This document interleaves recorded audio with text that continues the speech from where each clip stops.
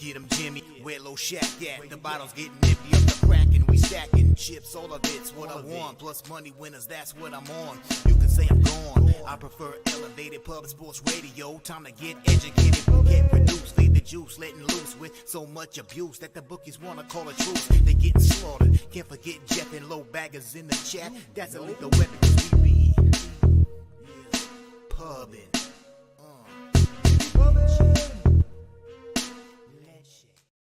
What up, cappers, gamblers, punters, hustlers, low baggers? Happy Friday, August 12th to all of you. Thank you for watching Betting with the Bag right here on Pub Sports Radio. 2-1 day in MLB, but 0-2 day in CFL. Looking back, I think that the Bombers' first half was a poor bet, but I should have cashed the Alouettes team total under.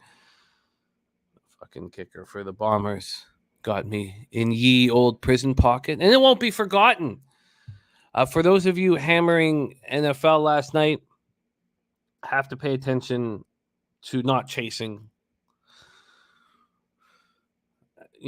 Babano did it in a way where he took the minus 145, but he stayed on the money line because that's what he had got originally.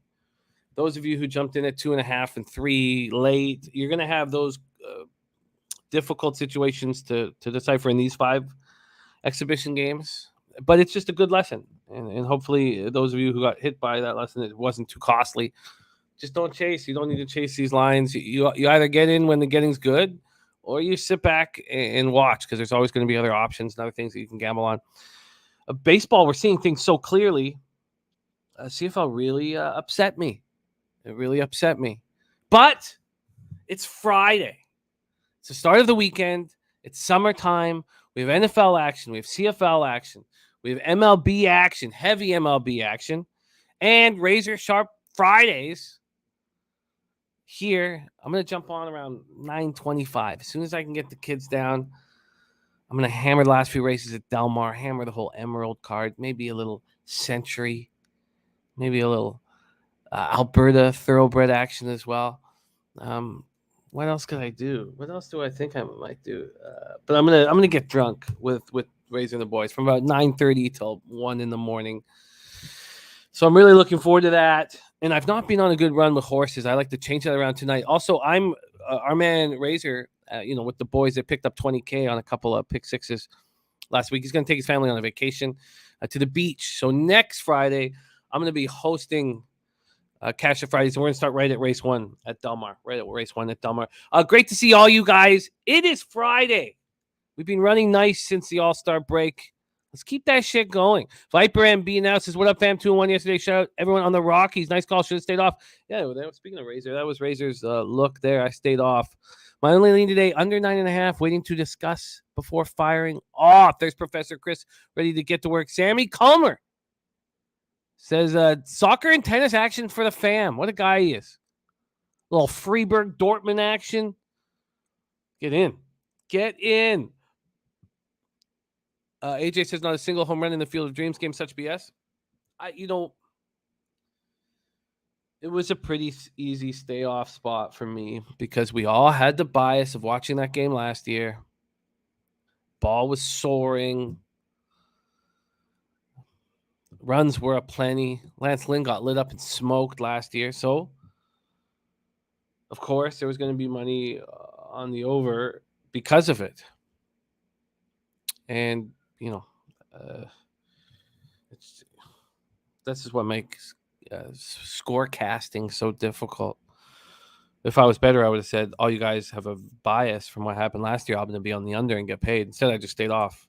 But the bad with another winning day on baseball. Never looking back. Can't wait to hear this NFL news. Yes, man, Jose's working hard too on how we're going to promote it. But this is going to be the most fun NFL season I've ever been a part of. And the contests and things we've got going on are going to be really, really, really, really fun. And our shows and our kind of new vibe, because we're really focusing on live betting angle too as well. So it's going to be fun. Let's see what Saturated says. I think the lesson to be learned from the the Field of Dreams game. Shouldn't count on the Cubs and Reds for anything. How about the pitching in that. It was impressive. Was impressive. There's J Dub ready to go. Says, can't wait to hear the big news. It's going to be really fun. I'm very, very, very excited. There's a guy, B Lab, Galactic High, James S, LJ from H Town. Let's see, Mets -1 and Rodon over 9Ks. Astros team total over 5.5. Let's get his action here, copied and pasted. James S says Ravens should only play in the preseason. JPG says Giants running out the clock yards away from getting covered only in football. Yeah, no, it's I can understand JPZ, my guy. I can understand how that would be extremely irritating. I was watching the kicker fucking take money out of my wallet in the Bombers game. Speaking of JPZ, did he drop some glory for us here in the? Let me just pop over to JPZ's Twitter. I haven't been seeing his. Where's JPZ there? LA to the Bay all day. Oh yes, he did an hour ago. An hour ago, he fired out. Okay, all right. Sorry, I missed that. Let me just retweet my man, JPZ, whom we love dearly here on the show, as you can tell from our intro music, man. Big Show picks, Bo Jackson, Ryan Mueller, and there he is, JPZ. Johnny Guns. I don't care that the Blue Bombers didn't show up. I think I capped that poorly, undefeated right before they get their, finally get their bye week. But knowing that the Alouettes weren't going to be able to move the ball easily, the team total under just should have cashed. It should have fucking cashed. It was the right bet. Whatever. It's very, very irritating. Saturated says, you guys betting the horses live? You're damn right we are. We are. Starts at 8 p.m. And try to get on for race 6 at Del Mar, which I think is at 9:25 p.m. Hopefully they'll be a little bit late because there's North Ender says, my brother cashed the Alouettes money line. Wow, big, that's ballsy. Matty Ice here. Gas report, $600 parlay yesterday, $1,200 at the roulette table. Jesus, gas report. Matty Ice, we will get that. Tori Coker, I know that you have been killing it in the WNBA. Troy Torrance, Cardinals first 5 full game all day. Matty Ice said the Reds shit to bet. They did. Mets, Dodgers, Falcons. My plays today from BJ. Mets, Dodgers, Falcons. Thank you for sharing that with us. Mally Mouse says rise and grind. Jeffrey Morse is another 50% day doing 2 MLB 101 football. That'll happen. It's okay. Nothing wrong with that. There's Chief ready to go. Professor Chris off a robust 4-3 day. Wants to go 9-0 today. Let's do it. The Ravens and the Giants was the best bet yesterday. I don't know. A lot of people lost a lot of money on the Giants. Books did quite well because that quickly moved to 2.5 and 3, and the public got all over it at 2.5 and 3. There's Coin ready to get to work. Sorry, Coin, I haven't replied to you, but I will, and I have moved forward with that. All right, it's time to get to work. Nuke Worker says, happy Friday, fellas. There's Dan Kelly in the house. All right, it is time.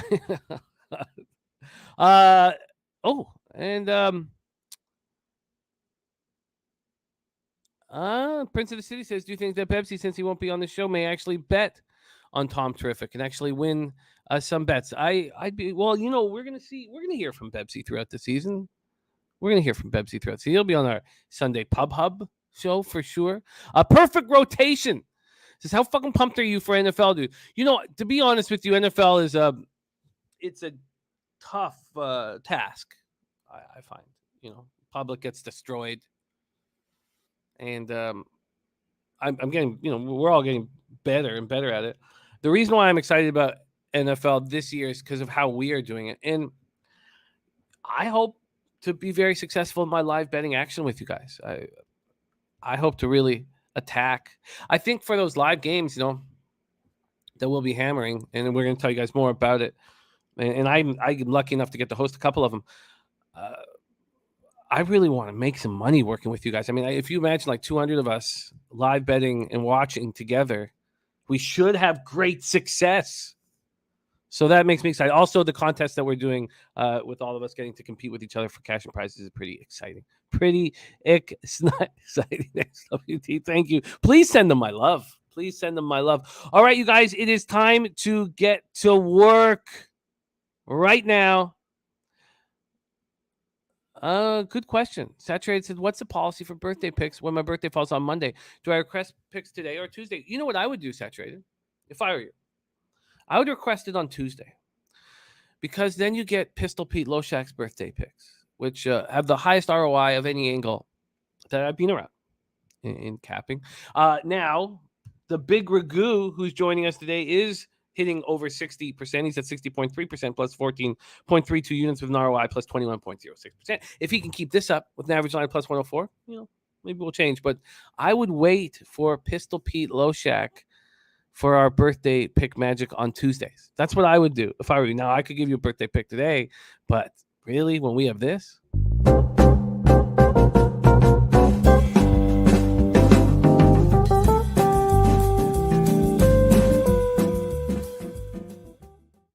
I think I would wait for that personally. That's what I would do.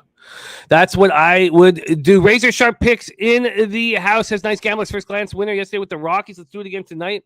Very exciting. Very exciting. And I can't wait to join you. I'm ready to have some drinks, man. Staying off the sauce all week. I'm ready to have some drinks. That's what I am, Razor. And also, I'm ready to attack. I've got a lot of work to do. But I tell you my plan, Razor. If it all goes the way I'd like it, I've already capped the last 3 races, Delmar. I'd like to cap the last 3 races of Charlestown. Then I'm going to cap 4 through 8 at Century Mile. I don't know about Fairmount Park. Fairmount Park can probably blow me. And then the entire card at Emerald. That is the plan. All right, you guys, let's get to work. And Matty I says Briggs' birthday was on a Monday, and I waited until the Tuesday after to get the Pistol Pete birthday. And, of course, it cashed. And it cashed to like plus 180, right? Yes, I think that's a smart way of doing it. Yes, Mally Mal. His birthday picks have been running nice. There's Noli Nose in the house. As morning, fellas. Let's get it. Let's do exactly that. We have the Big Ragoo joining us in 25 minutes. He'll be joining us in 25 minutes to hammer the MLB card.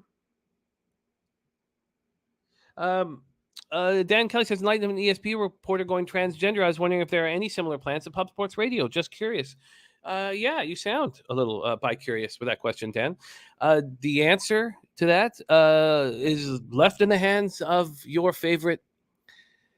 I know that I can hear Pete saying, don't answer the question. You'll get canceled, but I don't believe I'll get canceled here. I can answer the question for you, Dan. I think that the answer lies in the hands of your favorite Pub Sports Radio cappers. I think you take a good look at them. I mean, you could take a look at me and you think, does Jimmy wake up in the morning and feel like a woman? You can ask yourself that question. The answer is no. No. If I did feel like a woman, I'd probably take longer showers. But I don't. So, all right, let's move on. Let's move on right now. We're going into NFL, 6 p.m. Eastern. Atlanta Falcons at the Detroit Lions at Ford Field in Detroit, Michigan.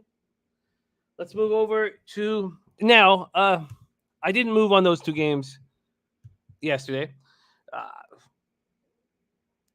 I think I have mixed emotions with preseason. If I lived in Vegas, or if gambling was my only source of income, I think that there are real angles here that you need to dig up and find and then attack immediately. There are limits, as we talked about yesterday. Most books give you a $2,000 limit on these bets. I am just capping them just because I want, not necessarily, and maybe I move on a couple of these games. Maybe I haven't yet. Obviously, once we get to Friday, we're late to the party. But I just want to get back into the rhythm here of capping NFL and kind of just in a few weeks, this shit's going to be taken very seriously. There's going to be a lot of money on the line. So let's go. BJ says Marcus Mariota and Desmond Ridder, Lions quarterbacks, are trash. And Big Show Pick says preseason are good reps. Ron Crawford, MLB spreadsheet play today, Seattle. Let's lock that in right here. Thank you for sharing that with us, Ron. Ron Crawford spreadsheet play today is the Mariners.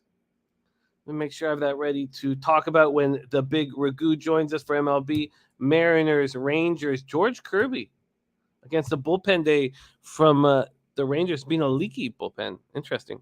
The Falcons. Thank you, Alex Gagnon.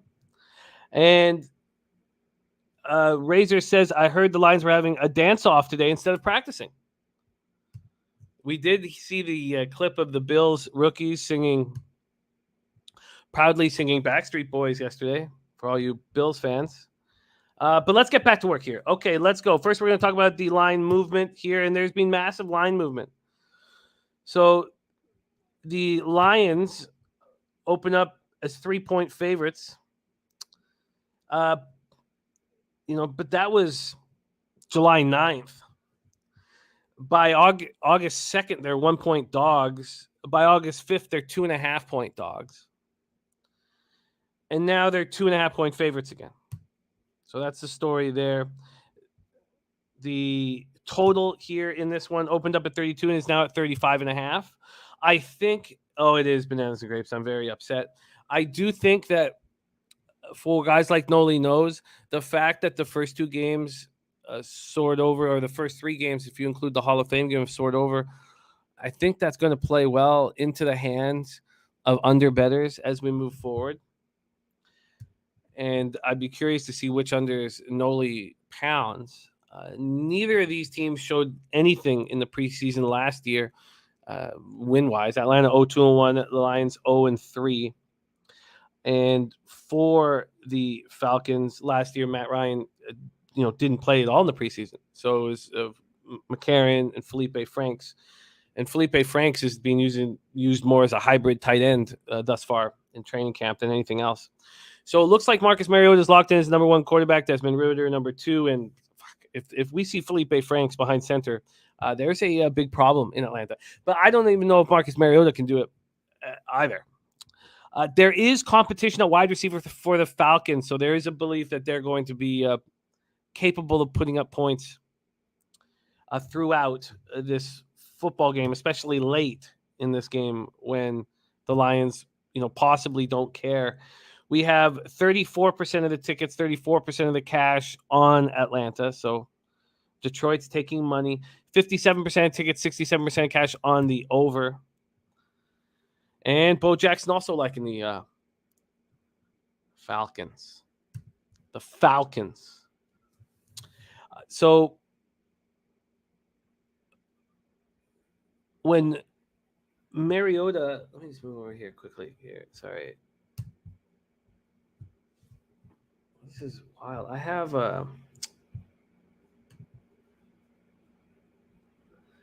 when Mariota said he was going to play, the line moved towards the Falcons, but that's long gone. I mean, it's all Lions money coming in. All Lions money coming in.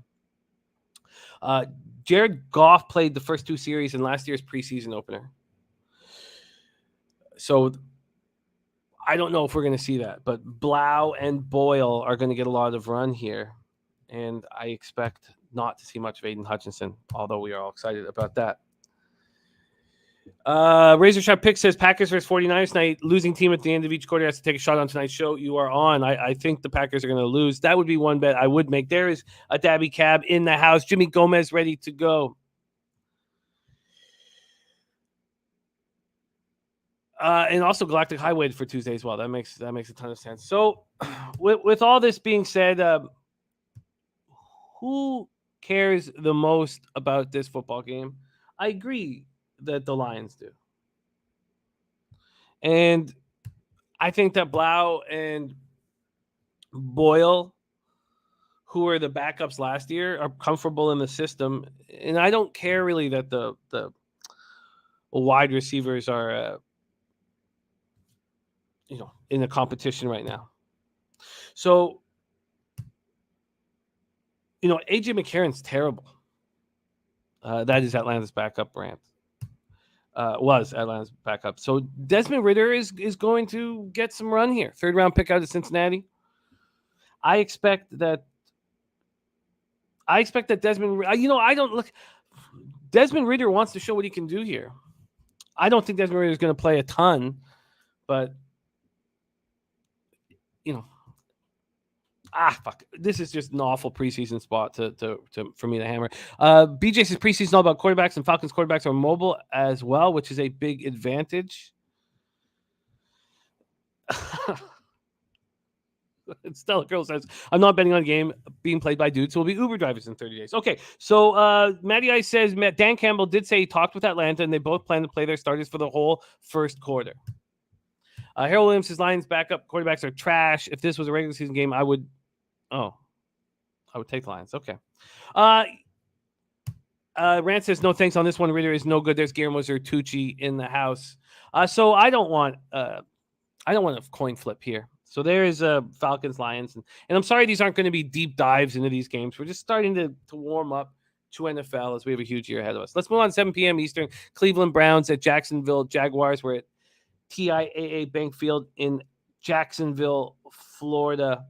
And this one has a ton of moving parts. Let's go over to the line history here.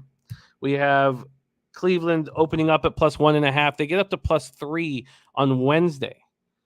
And since then, they took a ton of money. They were 1-point favorites this morning. Now they're back to being 1-point dogs. So a ton of movement here. And this total, just like others, and I really think that we should keep an eye on these spots because everybody's seeing these games go over and over. And I think that this is a perfect situation for underbettors. It got up to 37.5. It just dropped 1.5 this morning at 10:09 a.m. Dan Kelly says, I've been trying to find out how much Watson is going to play. He is definitely starting. Yes, he is definitely starting. And you can imagine that they want to change the horrific storylines that have been coming out of Cleveland all offseason. You have 69% of the tickets and 89% of the cash on the spread. Strange. 62% of tickets, 83% cash is on the under, and it just moved 1.5 down to the under. So Jacksonville's already played, as you guys know, Hall of Fame game. They lose 27-11 on Thursday. In 2021, the Browns were 3-0 in the preseason. And with Watson facing the 6-game suspension, all the horrible news coming out of Cleveland, I would expect the Browns to look pretty good early. Jacoby Brissett will be playing. I don't know. I imagine Josh Dobbs will get reps. Josh Rosen probably gets a rep or two. You have Doug Peterson in Jacksonville. And, those preseason games didn't mean a lot to the Eagles. He went 8-9 there. Kyle Slaughter out of Northern Colorado and Jake Luton. I mean, it's just a real ugly. We know that Trevor Lawrence is not unlikely to play here, which means that the Browns should just take care of business. They should want to change the storyline, change all that. God, how little do I want to bet on preseason? You're getting +100 on the money line for a team that just wants to change the storyline. And I don't sit back and think just because the Jaguars have a game under their belt that really anything is going to change. So North Ender says Brissett and Rosen are both bums. Rosen is a bum, and the Brissett can do something. I think that the Browns actually make sense. And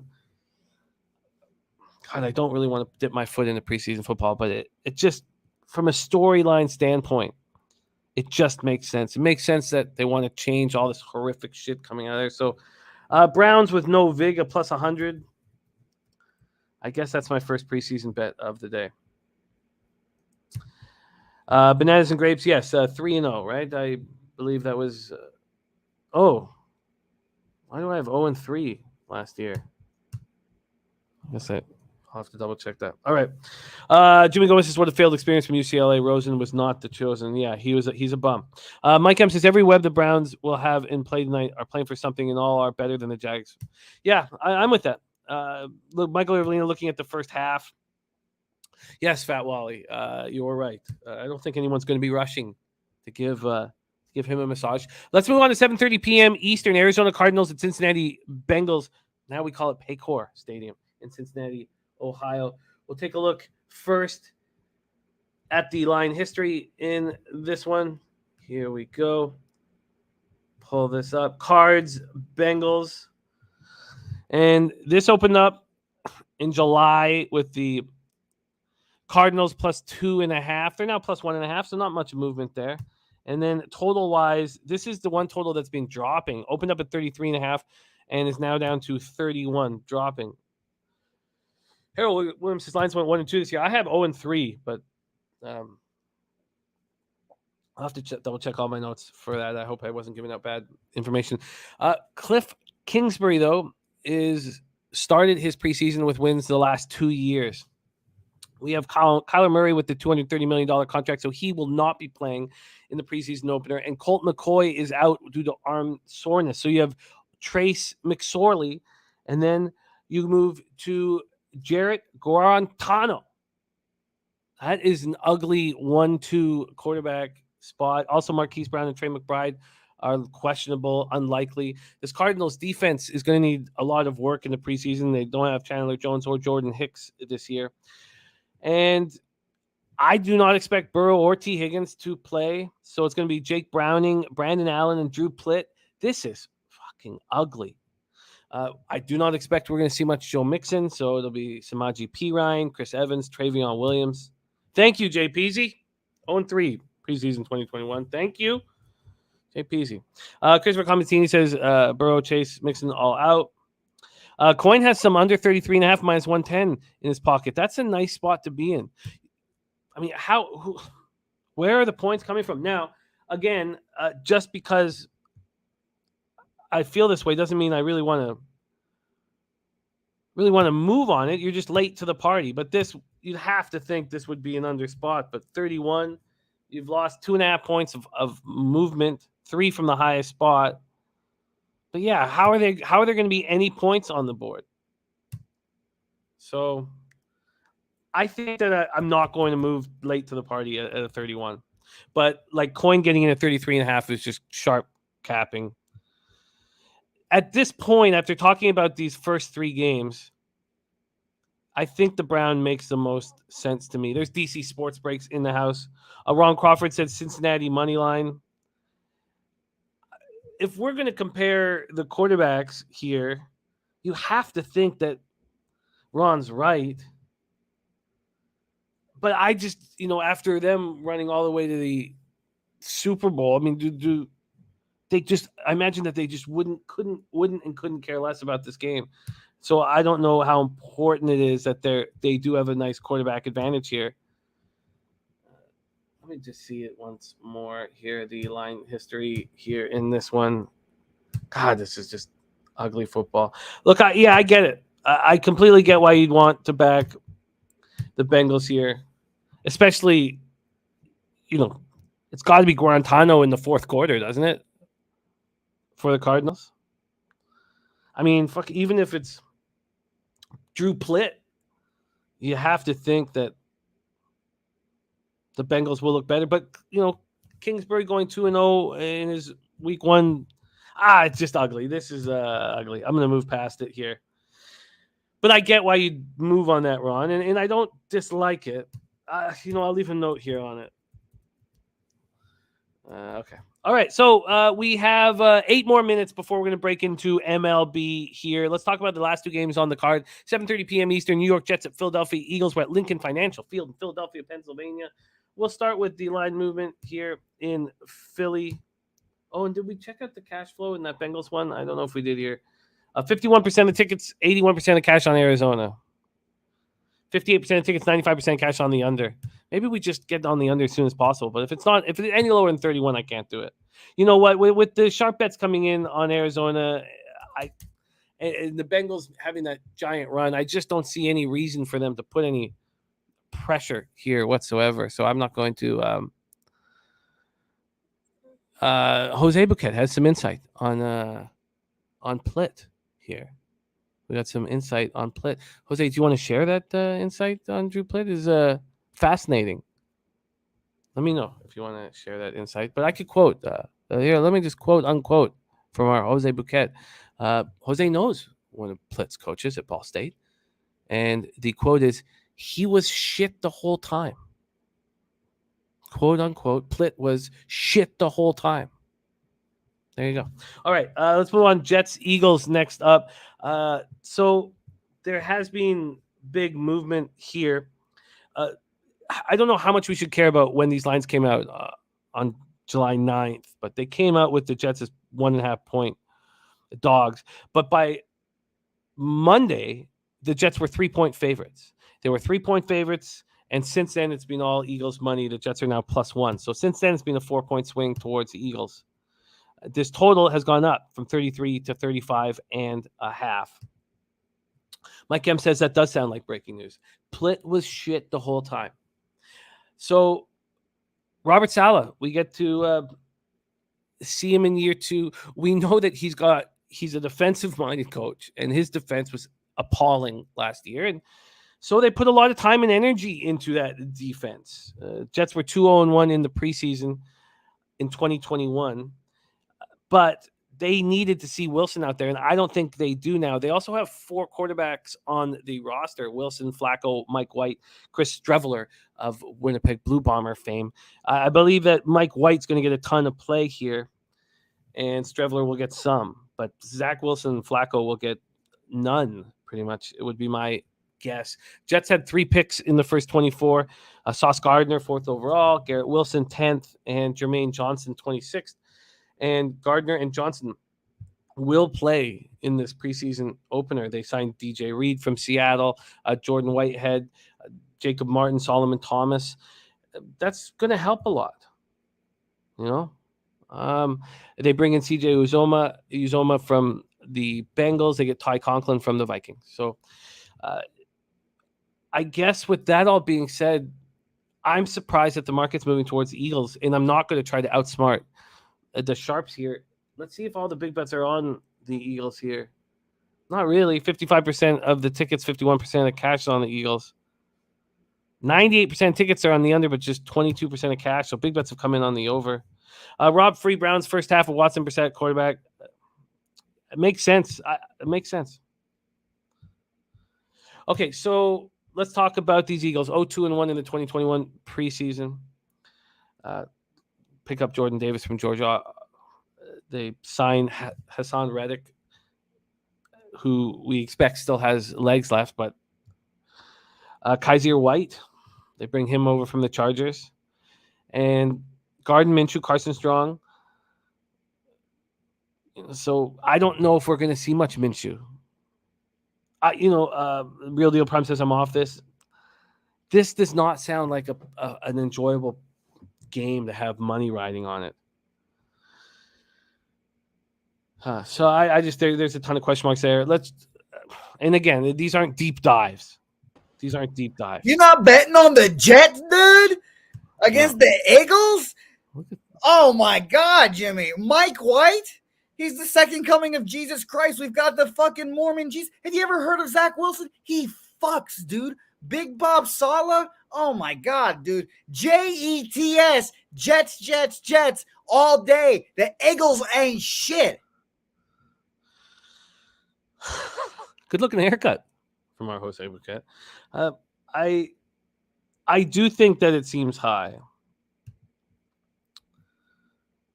I do think it seems a little high, but I'd need to wait a little bit longer because at this point, do I really trust that 2% of the tickets are on the over and 78% of the cash? I mean, if that's the case, I don't really want to be involved. And then in this spot, 50% of the 50-50 on the spread with the cash. It just sounds like flipping a coin, you know.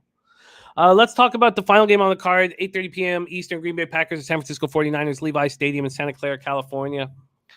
We will not see Aaron Rodgers on the field, fresh off his ayahuasca summer. LaFleur doesn't care either. They don't care about winning or covering the preseason. LaFleur's 2-5 against the spread. Watkins out. Their second-round pick, Christian Watson, knee surgery. Aaron Jones and A.J. Dillon, we don't expect to see. So who we will see is Jordan Love. And he's got something to play for because he's looked atrocious in his career. And the only person playing behind Jordan Love, Danny Etling. The BC Lions didn't want Danny Etling. That's fucking ugly. Trey Lance is expected to start the game. We don't know how long he will play. Sudfield, the second year with Shanahan. Brock Purdy also. Brock Purdy will get some time. Jordan Love is just atrocious, but he's got something to play for. He has something to play for. So,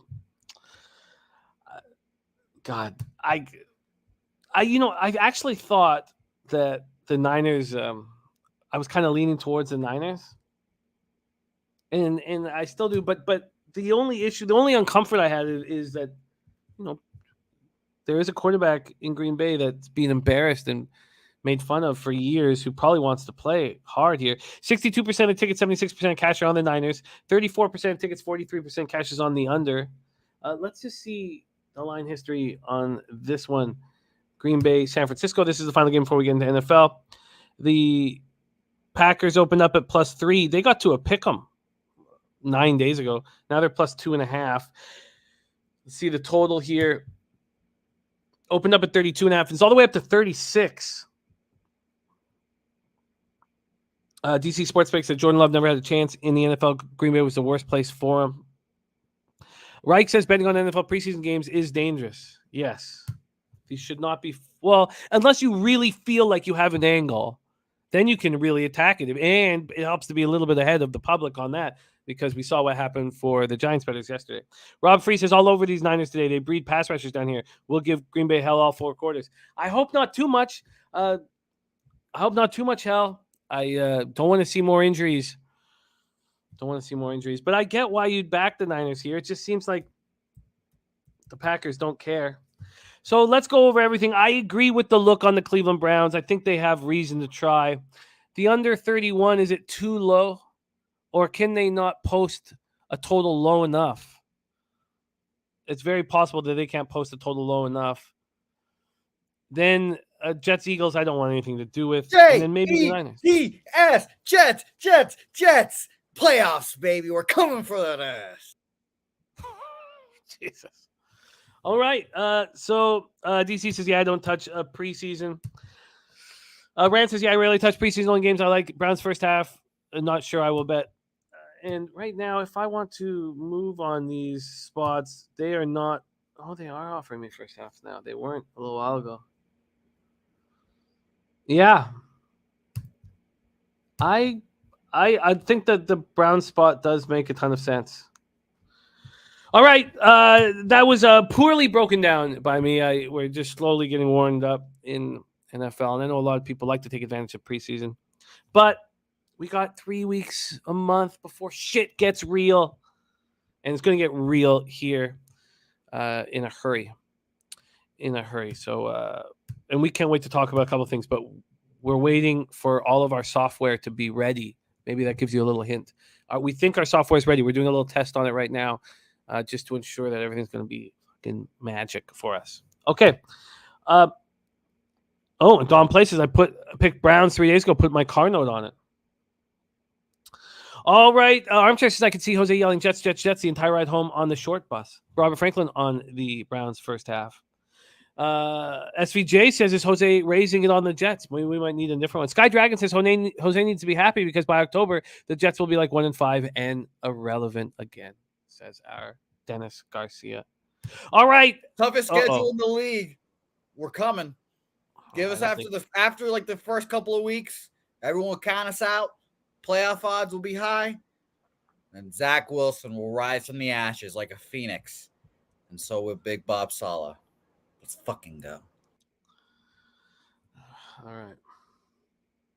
Mandy I says BetMGM has Browns to win in the under 40.5 at +210.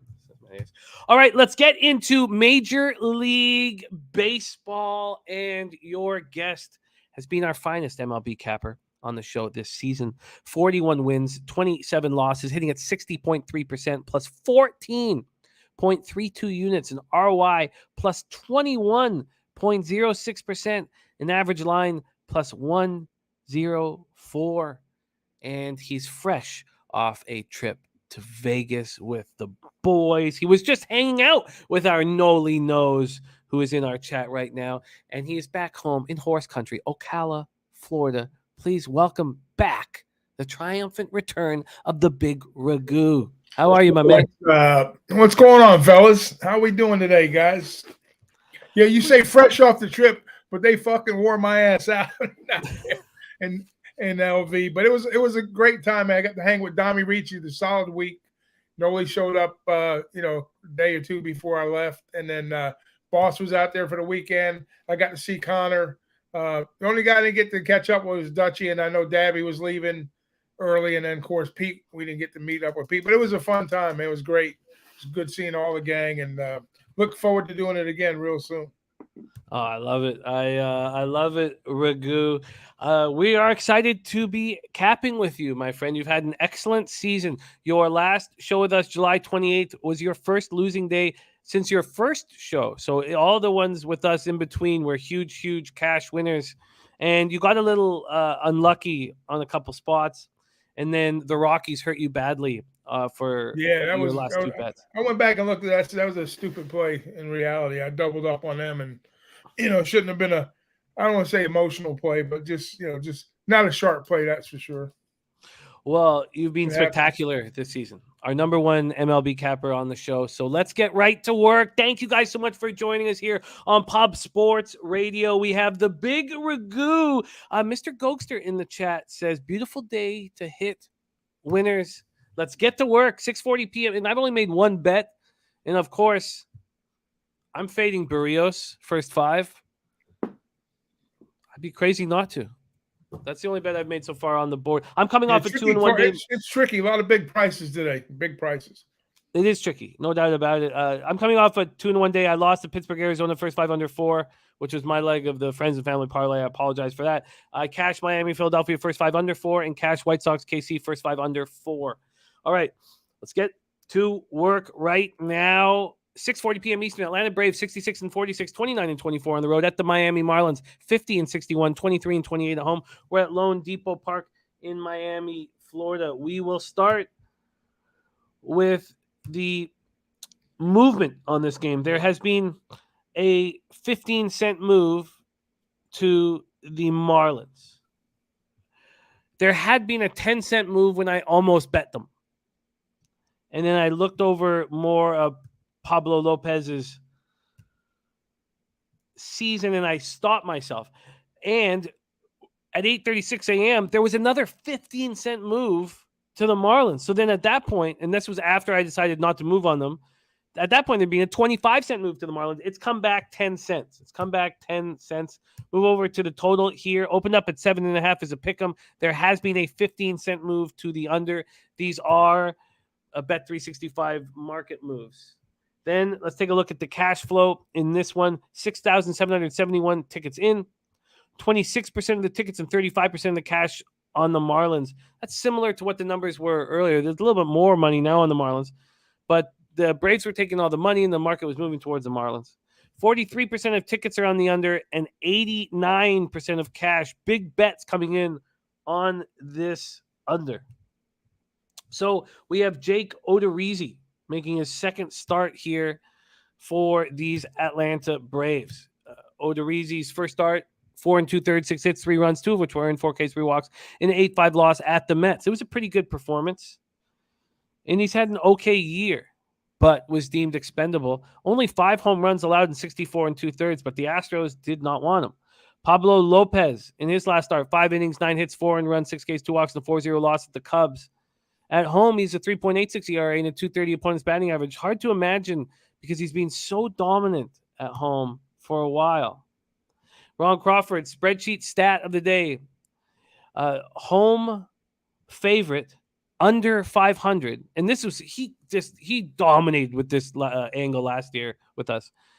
Are 46-17 on the money line in August. That's huge. That's a huge stat, Ron. And we watched you just cash on that last year. The Braves have hit righties well all season long. The Marlins just can't hit righties anymore. They got off to a great start. Overall in the year, 241, 688 OPS. This Braves bullpen has been good all season. The Marlins bullpen has been good of late. They're starting to play better. We have a Jeff Slaughter footy action for you guys over in France. I believe it's France. I think it's France. Team total over 1.5. for our guy Jeff Slaughter right there. All right, Ragu, take it away here. Pablo Lopez so screaming at me. We got Pablo. Like started off fire 3-0 early on, and like you said, some disappointing action for Lopez. We keep waiting for him to kind of come back to the middle. With his, even though he doesn't have the stellar numbers, his ERA is not bad. He's just had, with the bats that the Marlins have had of late, and especially like his last 5 starts, he's been struggling a little bit here. And the Marlins, like you said, they have tailed off against righties, which at home they've been known to smash righties. So a lot of things are happening with the Marlins here. And Odorizzi, with him departing Houston, him joining the Braves, Braves trying to shore up, latter spot of their rotation going into the playoffs. The big thing here is going to be the Braves bats, whether we get to the under or the over, or whether the Lopez is going to be victorious and they support Odorizzi in this spot. So that's the look I have here is basically the Braves bats and possibly the lack of bats for the Marlins here. But I'm kind of rooting Lopez on because I want to see him kind of get back to where he is, because I do have a team total wins on the Marlins, which right now I think they're close to 60 wins right now. Not 60 wins. What's their number on wins? Anyways, I did the math. They're going to be real close if they keep the same percentage to crack that 70, which I'm kind of worried about right now. But I'd like to see Lopez get better right here. This could be a good spot for him. The Braves, they can hit anybody. One of the best in the league. So I want to lean towards the under a little bit, but I got a couple question marks here. I have to see Lopez, one more start before I kind of jump back in with him. So I don't have a real solid play here, but if I leaned, I would lean towards the under because of the Marlins bats. And then I think Lopez, if he has a decent game, this game goes well under the total. So, but I got big question marks here, so I'm passing. And but my bad. This year it's home over 500. Last year it was last year was just a wild run for Ron Crawford. It was the road teams that were under 500, road favorites under 500 that went on this huge run. My bad for messing that up. Road favorites under 500. Yeah, it was wild. They went on they were undefeated for a huge chunk of August as well. I agree with that look. I don't know what to do with Lopez. If I had a free bet, I would be on Lopez. I just can't. I can't do it. Eric Jones at Atlanta. That's how I felt too. I want to take the Marlins, but I'm in that same spot now. I don't want to. I want to make my plays all pretty sharp today if I can. So I'm not 100% sure. Like even if I'm 80% sure, I'm going to get off of it. So I'm off of that game. All right, I'm going to move off of it as well. But Noli Nos dropped the purse. So I imagine Noli is on this under. That was my first look, was the under. And then the second look was possibly backing the Marlins early. But first look was definitely towards the under. There are 5 of the 6 guys who have faced Lopez have jacks off of him. Acuna, 389 with 2 jacks. Darno, 400 with 2 jacks. Ozuna, 417 with a jack. I just can't do it myself. Yeah. Prince of the City, don't worry. Your time is coming here shortly. But he says baseball makes his ear bleed. Baseball gives me peace. Yeah. And calm. It makes him real sick, baseball. Okay, let's go on. 7:05 p.m. Eastern. San Diego Padres 63-51, 30-27 on the road at the Washington Nationals. 37-76, 17-40 at home. We're at Nationals Park here. Let's take a look at the weather in Washington, and maybe I should refresh this, make sure it's the most up-to-date weather that we can give you. Let's go. In Washington, 79 Fahrenheit, 6.7 miles per hour in, dies down to 5.1 miles per hour. We'll take a look at the line history in this Padres-Nats spot. Move over here. And we have a 30-cent move to the Padres. Wow. Minus 230 to minus 260. And from a total perspective, the over was 9 at minus 120. Now it's at even money, a 20-cent move to the under. 20-cent move to the under. LJ from H-Town says the Nationals have allowed 5+ runs 8 of the last 10 games. Wow, that's a great stat, LJ. Let's take a look at where the cash lies in this one. There is slight line value, as hard as it is to imagine, on Corey Abbott. Maybe the Padres should not be this big of a favorite here. Slight line value, 20% line value. There are 3 teams with full line value. I'll give you an idea of who they are right now so we don't play. It is the Cleveland Guardians with Cal Quantrill, the Boston Red Sox with Nate Eovaldi, and the Kansas City Royals with old Danny Lynch. Okay, so here we have 91% of the tickets and 91% of the cash on Clevenger and the Padres. 34% tickets, 78% of cash on the under. Billy Friedrich says Padres run line for me. Nats are 21-36 this season. Run line at home. Padres are 32-25 on the road. Run line this season. LJ from H-Town going Soto back in Washington, 2+ bases. Johnny Gunn says I do not trust Clevenger. Anders Larson says San Diego run line. They're scoring now and getting the offense going. They were. Look, we all saw them kind of turn it around very late in that series against the Giants. But now they fly very far away from San Diego. I find it tricky to just expect that offense to travel in game 1. Not saying that it won't. Clevenger, 3-4, 3.60 ERA, 1.12 whip. His last start, he went 4 2/3, allowed 5 earned runs, and 8-3 loss at the Dodgers. On the road, he's got a 4.06 ERA, 218 opponent's batting average. Corey Abbott, 5.68 ERA in just 12 2/3, 11 Ks, but 8 walks. He's allowed 5 home runs in 5 2/3. He's coming off a 13-1 loss at the Phillies. He looked terrible, 7 earned runs, 4 home runs allowed. Padres, 243, 704 OPS versus righties. That number is climbing. Nats, 247, 691 OPS versus righties. That number is climbing as well. The Padres bullpen, 3.82 ERA, 1.21 whip is starting to look elite. And the Nats bullpen is starting to fall back after they went on a really nice run. Take it away here, Big Ragoo, Padres, Nats. So we're not talking about the homecoming here for our guy Soto, right?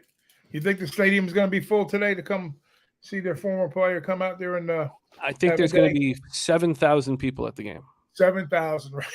That's my guess. Make it 7,001 because I might have to go up there and watch this game just for shits and giggles. But all joking aside, I mean, whoever said that they don't trust Clevenger, that's who I agree with. I'm not saying that no way that the Nats are going to win the game because anything's possible. And I know it's not quite in Jose's spot at the minus 300, but for the most part, you know, the money coming in that way, and you know, Clevenger, I got question marks about him. Abbott, you know, he's still young in his career. They're probably going to hit him up pretty good, but you know, his team has a 200-run differential. Washington, worse than the majors. But I'm looking at a team total perspective. I think last time Clevenger faced these guys, you know, that was with Soto, obviously.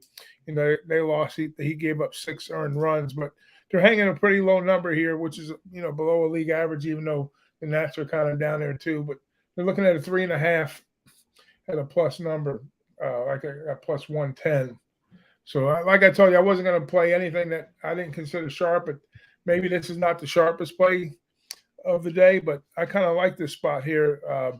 Washington with a team total over 3.5 at plus 110. So I think I'm going to go that route here. It's going to be a squeaker, but I think they could possibly put up four runs in this spot. If they get to Clevenger early, you know, I think they get it done.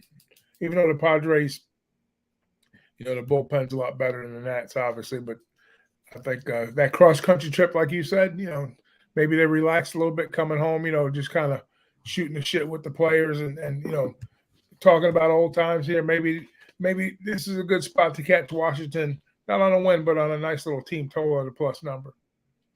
I think it's an interesting look. I did find a plus 115 for you at Pinnacle. I'd just be curious to see what Circa is hanging on this one. They are hanging the 3. They're hanging a 3 at minus 122. Hanging the 3. All right, I'll take that. This way, if I get 3, I push. I don't get that fourth number.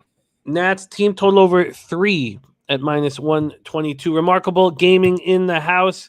Joe Yurkovich says, give me 9 at bats against this Nationals team. He's on the Padres team total over 5.5 at plus 105. Eric Jones giving us a final score of 6-3. Harold Williams says over. Padres will score 7-8 runs alone. Robert Franklin says Nats might try and ball out with Soto coming back. Yeah, I mean, this is going to be kind of a I wouldn't call it an emotional game, but it's going to be kind of like, a rekindling, if you will.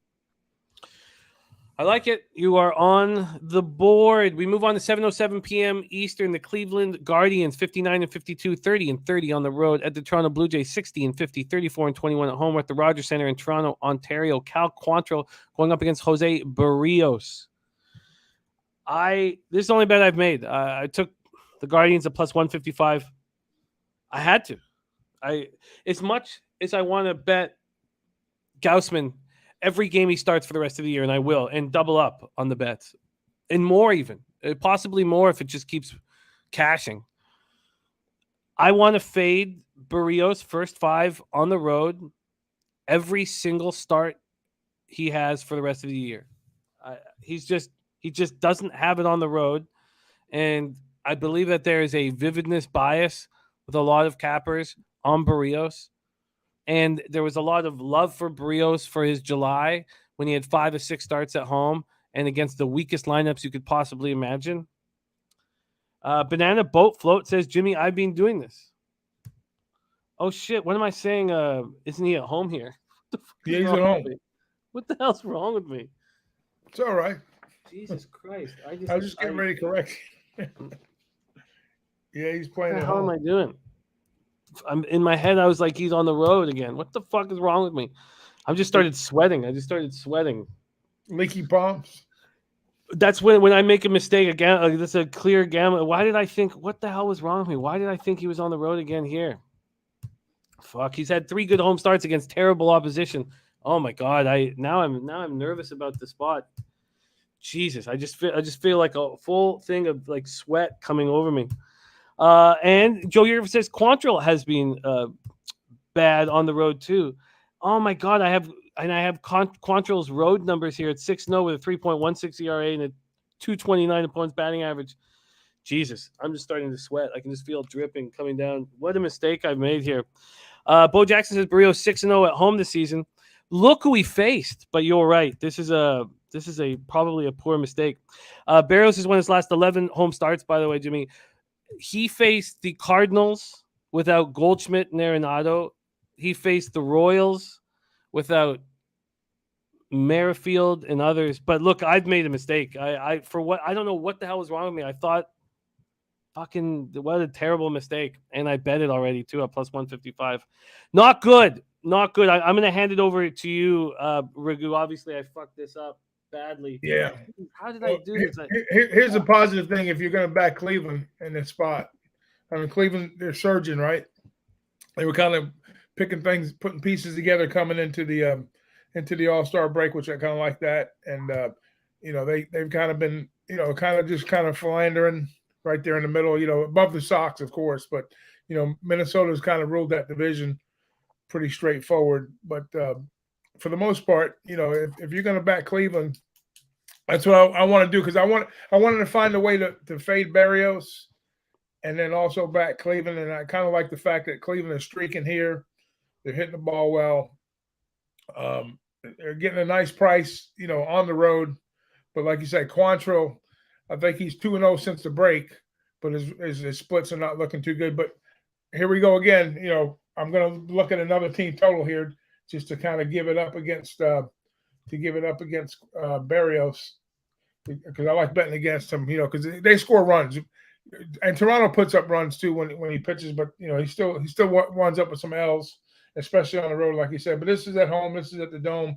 But I'm going to get involved with Cleveland here because I think their bats are still good enough here to put up a good 4 or 5 runs, and I want to see what kind of number you get me on a team total because My locals got -120 on 3.5. Oh my God, I'm just I cannot believe what the fuck happened to me, man. Just That's like all right. Ain't the end of the world, man. Shake it off. yeah, but $150 at +155. It's at +150 now. Oh, you already So put it in. yeah, I bet it was the only bet I made All this right. morning. Jesus. The team total here, sorry, for the Guardians full game 3.5 at -113. Yeah, I'll take that. All right, let's get you in. Guardians team total over 3.5 at -113. Well, I obviously made a mistake. And Bo Jackson saying keep an eye out for Mississauga native Josh Naylor to go yard in this series. Yeah, he's excited to be back in Toronto, obviously. But there has been a big move towards the Guardians here. 7,137 tickets in, 41% of the tickets, 88% of the cash on the Guardians, 57% of the tickets, 78% of cash on the over as well. Yeah, I would lean on the over too here. I think it's a good over spot too. But it's kind of ticked up right from what 9.9 was 8.5. Let me move over. Sorry, That's pretty cheap. Fucking discombobulated here. The total opened up at 9, is dropped to 8.5. You know what? I'm gonna go contrarian here. Give me the over in this game too. I think it goes over. The over. I got an 8.5 here. Those of you guys watching this game, remember in Barrios' wins, the breaking ball 17 inches, and his losses 13 inches of movement. There's 4 inches less. So if you see that breaking ball isn't moving, fade. If the breaking ball has a lot of movement, trust. Over 8.5 at -104 for you. And what'd you get the 3.5 at? You said -113. 113. Okay. I will check All right. Circa quickly to see what they have for you. Man, why am I just so hooked on? Okay. The team total for the Guardians here 3.5 at -107. So let's give you that. Over 3.5 -107 over at Circa. Better line there. Okay, Quantrill Barrios, an ugly breakdown by me. Ugly breakdown. Eric Jones says Jay's 18-4 straight up as a home fave off of a loss. All right. Ragu's on the Guardians team total over 3.5 -107 and the over 8.5. And I'm on the Guardians first 5 +155 with an angle that wasn't existing. 7:10 p.m. Eastern. Next up, Baltimore Orioles 58-53, 25-32 on the road at the Tampa Bay Rays 58-52, 33-21 at home at Tropicana Field in St. Petersburg, Florida. Austin Voth going up against Corey Kluber. Voth 2-1, 5.53 ERA, 1.57 WHIP. 55 in the third, 54 K, 17 walks, 8 home runs. In his last start, 5 innings, 6 hits, 3 earned runs, a homer, 5 Ks, 1 walk, and a 6-3 win at home versus the Pirates. Been bad on the road this year, 5.88 ERA, 296 opponents batting average. And this is the home favorite over 500 that Ron Crawford was talking about. Jamal Martin on the Orioles, team total over 3.5. Going up against Corey Kluber, who is coming off a 5-3 win at the Tigers, 6 innings, 7 hits, 3 earned runs, 5 Ks, no walks. He's been good at home this year, 5-1, 3.70 ERA, 252 opponents batting average. Orioles versus righties, 240, 702 OPS. Rays versus righties, 233, 679 OPS. And both bullpens have been so good this year. You can imagine where the Rays would be. So they're a half game up on the Orioles, and they've blown 26 saves this year. The Orioles bullpen is 32 for 42 in save opportunities. They've blown 10. 16 more saves have been blown by the Rays, and they have a half game lead right now. Mike M says Tampa Bay first 5 under 4.5. Let's take a look at the line history here in Tampa with Voth and Kluber. No movement. I found it crazy that there'd be no movement earlier today. It's one of those spots that it doesn't make sense that there would be no movement. And we talked about yesterday in Orioles Red Sox, why on earth would the line open up with the Orioles at +115? It just made no sense whatsoever that they would do that, knowing that all the money is going to come in on the Orioles. They had to have a sense that the Red Sox were very, very live in that spot. Here, there has to be a sense that the Orioles are very live in this spot if money's not going to move or the line's not going to move towards Kluber. This under opened up -105. It's now -115, 10 cents of movement. Let's go over to the cash flow in this one. And here we go. 5,396 tickets in. 45% of the tickets and 64% of the cash are on the Baltimore Orioles. There you have it. 27% of tickets and 88% of cash is on the under. This is one of those spots that we talked about where if you don't want to back the Orioles, with the sharps telling you that the Orioles are live, they're also telling you that Voth is probably going to have a nice start. Take it away here, Ragu. Orioles Rays. Yeah, well, the Orioles are one of the hottest teams in the league, obviously. And after they got rid of their two best players, in the bullpen, Lopez and Mancini, this kid, the catcher, Rashman, they're saying like he's the fire in the locker room, he's the fire on the field, he's the guy he's the glue of that team, and he's a leader. He goes out in the field, he proves it. He hits 2 in the lineup, he makes all the right decisions.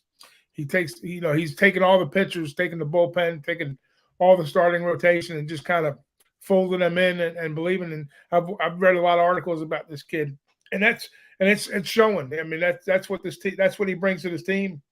Are they overachieving a little bit? Very possible.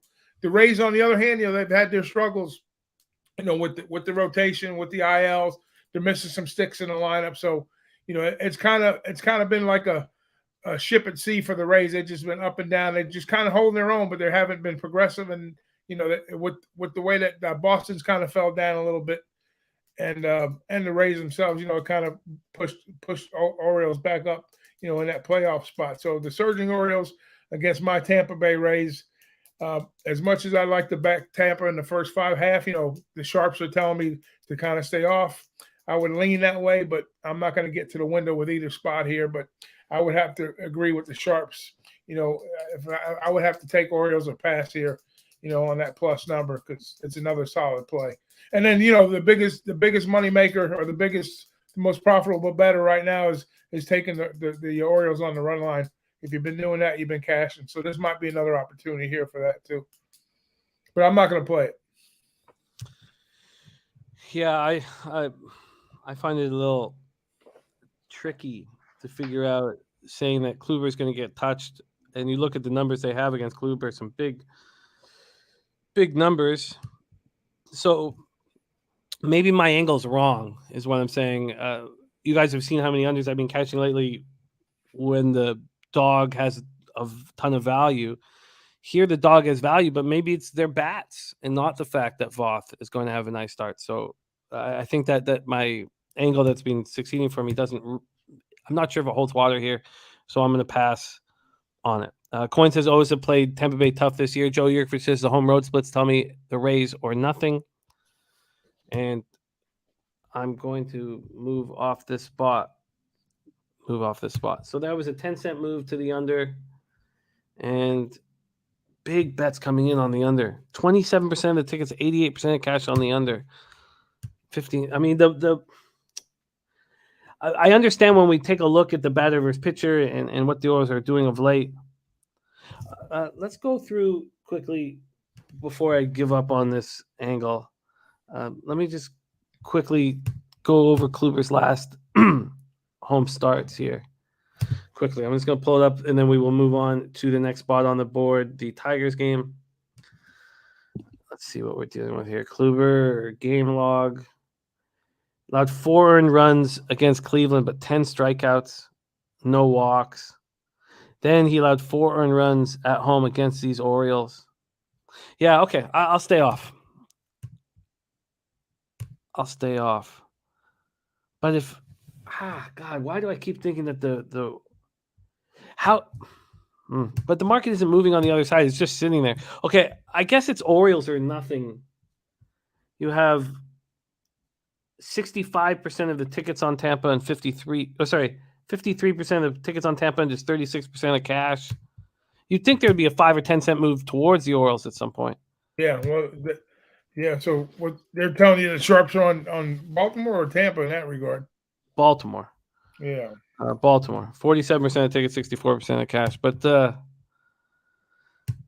Yeah, and the coin saying Rugnet hits Kluber at that number. I don't care. Rugnet's not who I'm worried about in that lineup. I guess the Orioles are probably. I don't want to fake Kluber home. Okay, I'm just getting off of this. Let's move to 7:10 p.m. Eastern. Detroit Tigers 43-70, 17-37 on the road at the Chicago White Sox 56-56, 25-29 at home. Guaranteed rate field in Chicago, Illinois. Daniel Norris, first appearance back with the Tigers. He came up in the Jays system. Was traded to Detroit for the David Price trade in 2016 when we were making that big run, and he looked like he might be a decent starting pitcher there for a while. He has not been, and he's not even a starting pitcher anymore. In his last 2 seasons, he's thrown 50 in the third innings. In those 50 in the third, he's allowed 38 earned runs. And don't expect them to go deep here. Lessman saying Tampa 13-21 this season in game 1. So that's very interesting. Mally Mouse says Norris an opener, no telling how long he's going to go. That's true. LJ from H-Town says White Sox first 5 under 5 at home. And J-Dub says Jimmy's on the Tigers first 5+ a half. The Tigers have hurt my bankroll in the last little while, and you guys have noticed. JP says don't take the Tigers. Bo Jackson says Norris is still living out of his van. I'm not sure if he is still living in a van down by the river. Michael Kopech on the other side, 4-8, 3.38 ERA, 1.23 WHIP, 85 Ks, 98 2/3 with 48 walks, and 13 home runs. In his last start, 3 1/3, 5 hits, 4 runs, 1 homer, 4 Ks, 2 walks, and an 8-0 loss at the Rangers. He's been good at home though, 1-4, 3.14 ERA, 162 opponent's batting average. The Tigers can't hit righties. Last in the league, 213, 584 OPS. And the White Sox numbers first lefties aren't a true example of what they're doing right now because they can't hit at all. So 273, 754 OPS versus lefties. Just put a line through that.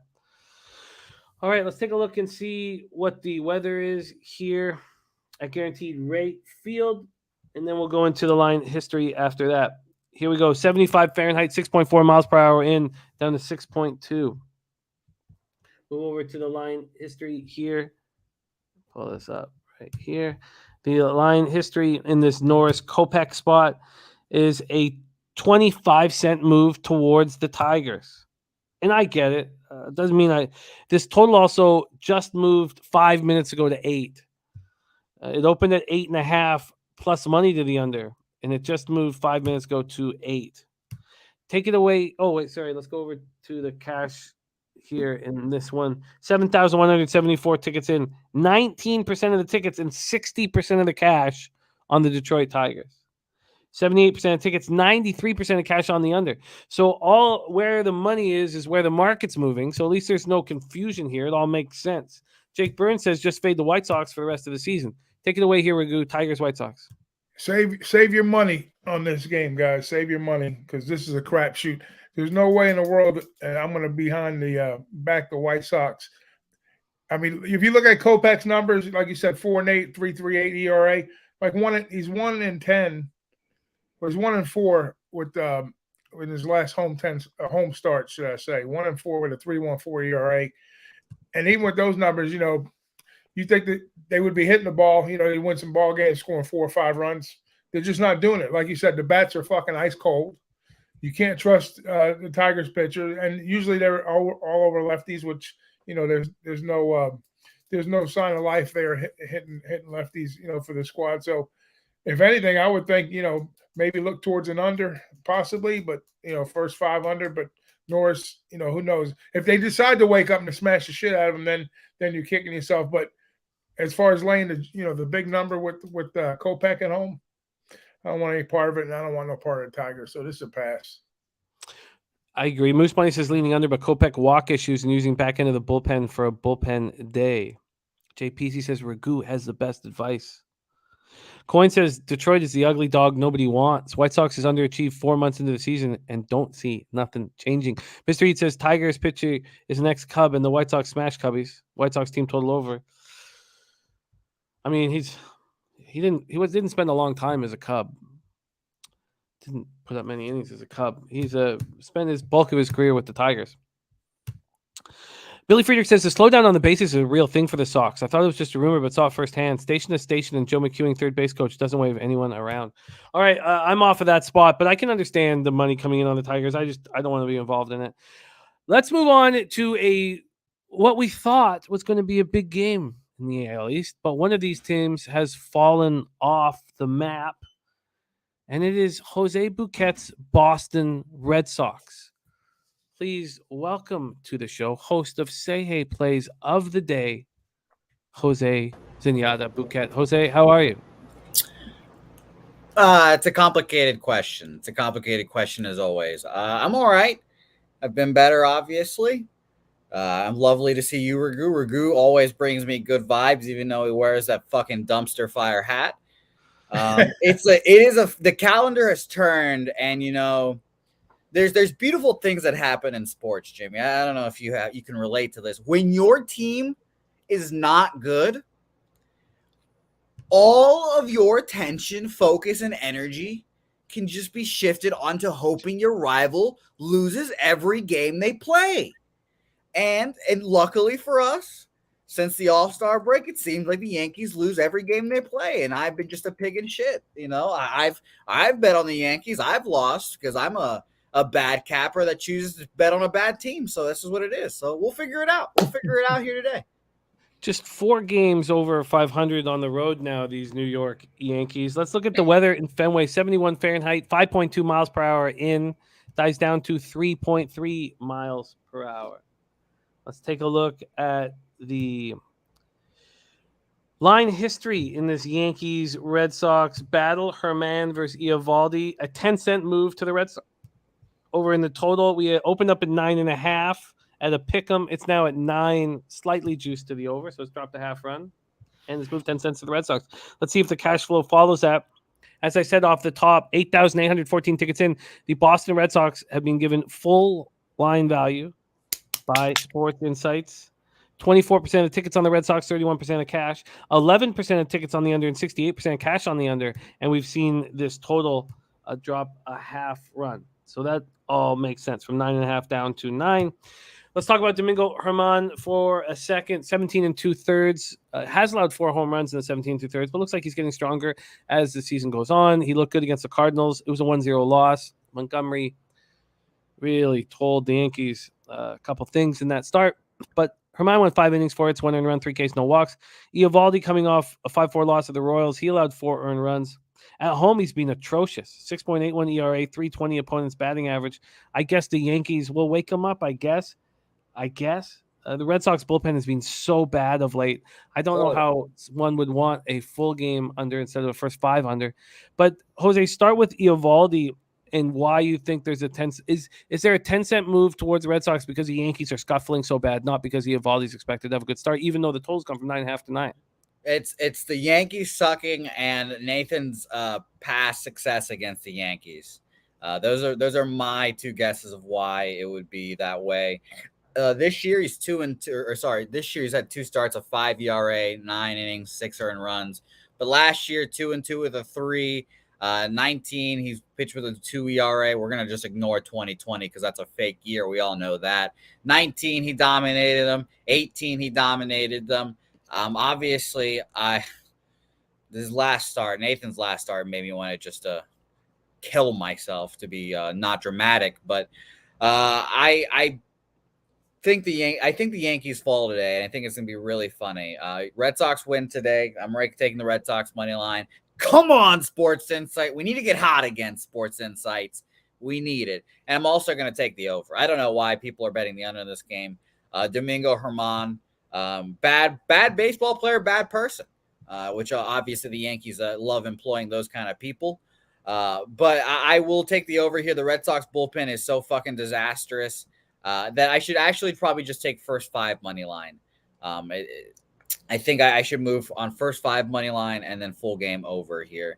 The bullpen is just so bad. It's remarkably bad. And Chaim Bloom is not my favorite person in the world right now. But like I said, the calendar has turned. The Red Sox season is over. It is now full on hate the Yankees and I will decide. Well, it's actually probably going to be the Mets. I mean, I'm trying to figure out who my playoff teams are going to be, and you guys know. I mean, I've been rooting the Mets on and the Braves on the whole year. It'll probably be the Mets because the Mets are like the Red Sox cousins.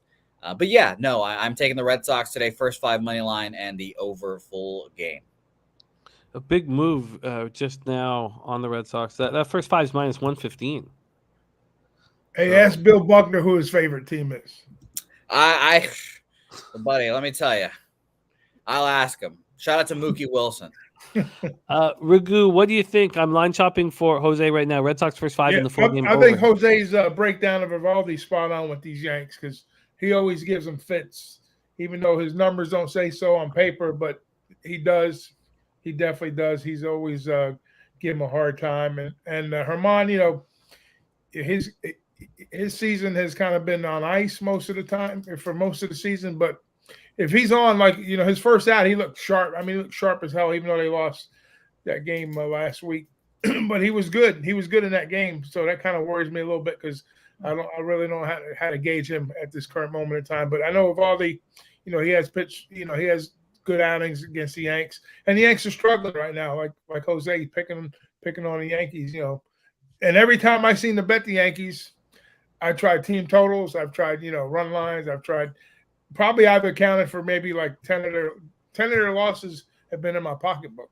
Yep, relatable. I haven't been able to cash with these motherfuckers, but very relatable. And I was thinking about taking them on a total over because they have beaten these Red Sox by an average of 7 runs when they've been ugly this year. You know, when they played them. So I was thinking about, you know, maybe taking a Yankees team total over here. But I think if you like that, you gotta like the over full game too. So, you know what, Jose, I'm gonna come in with you on that full game over with the Yanks. I think there's gonna be runs here. And we'll talk about the Yankees bullpen. Woof, and it is not what people thought it was at the beginning of the year. You know, Aroldis Chapman, who also confirmed shoots his gun around his wife, not a big deal, whatever. He's horrible. Clay Holmes and Michael King were really, really good at one point in the season. Yeah, but surprisingly. Exactly. It's like they were like shockingly good. Like they were really, really good. And who knows how long they could kept that up. It's not worked out for them recently. It's kind of like the Red Sox bullpen. And it's kind of funny because the Red Sox bullpen, they have 3 dudes. And if one of those 3 dudes go down, it's just disaster city. Or if they can't go in that like 1, 2, 3, you know, it's just no way. So I just think this, I'll keep saying it throughout the whole year. This Yankees team has been the most overrated team in baseball. They had a great start to the year when everyone was healthy and ready to go. Jim, you talked about it as well. The injuries have cometh, and here we are. You know, they've got a great lineup on paper, but unfortunately, you don't play games on paper. And I hope that the faulty MVP Aaron Judge hopes and enjoys the West Coast next year again. Yeah, I could see a team like the Mariners. Oh God. Well, anytime they play like the Mariners or the Astros, teams like that, they seem to struggle mightily. Hey, I mean, I coincidentally just happened to be wearing my 2004 ALCS champions shirt too. I just coincidentally, those are just the things that happen. I don't, you know, not planned or anything. But Red Sox win. So we're gonna get on the over. So what's the numbers on the over?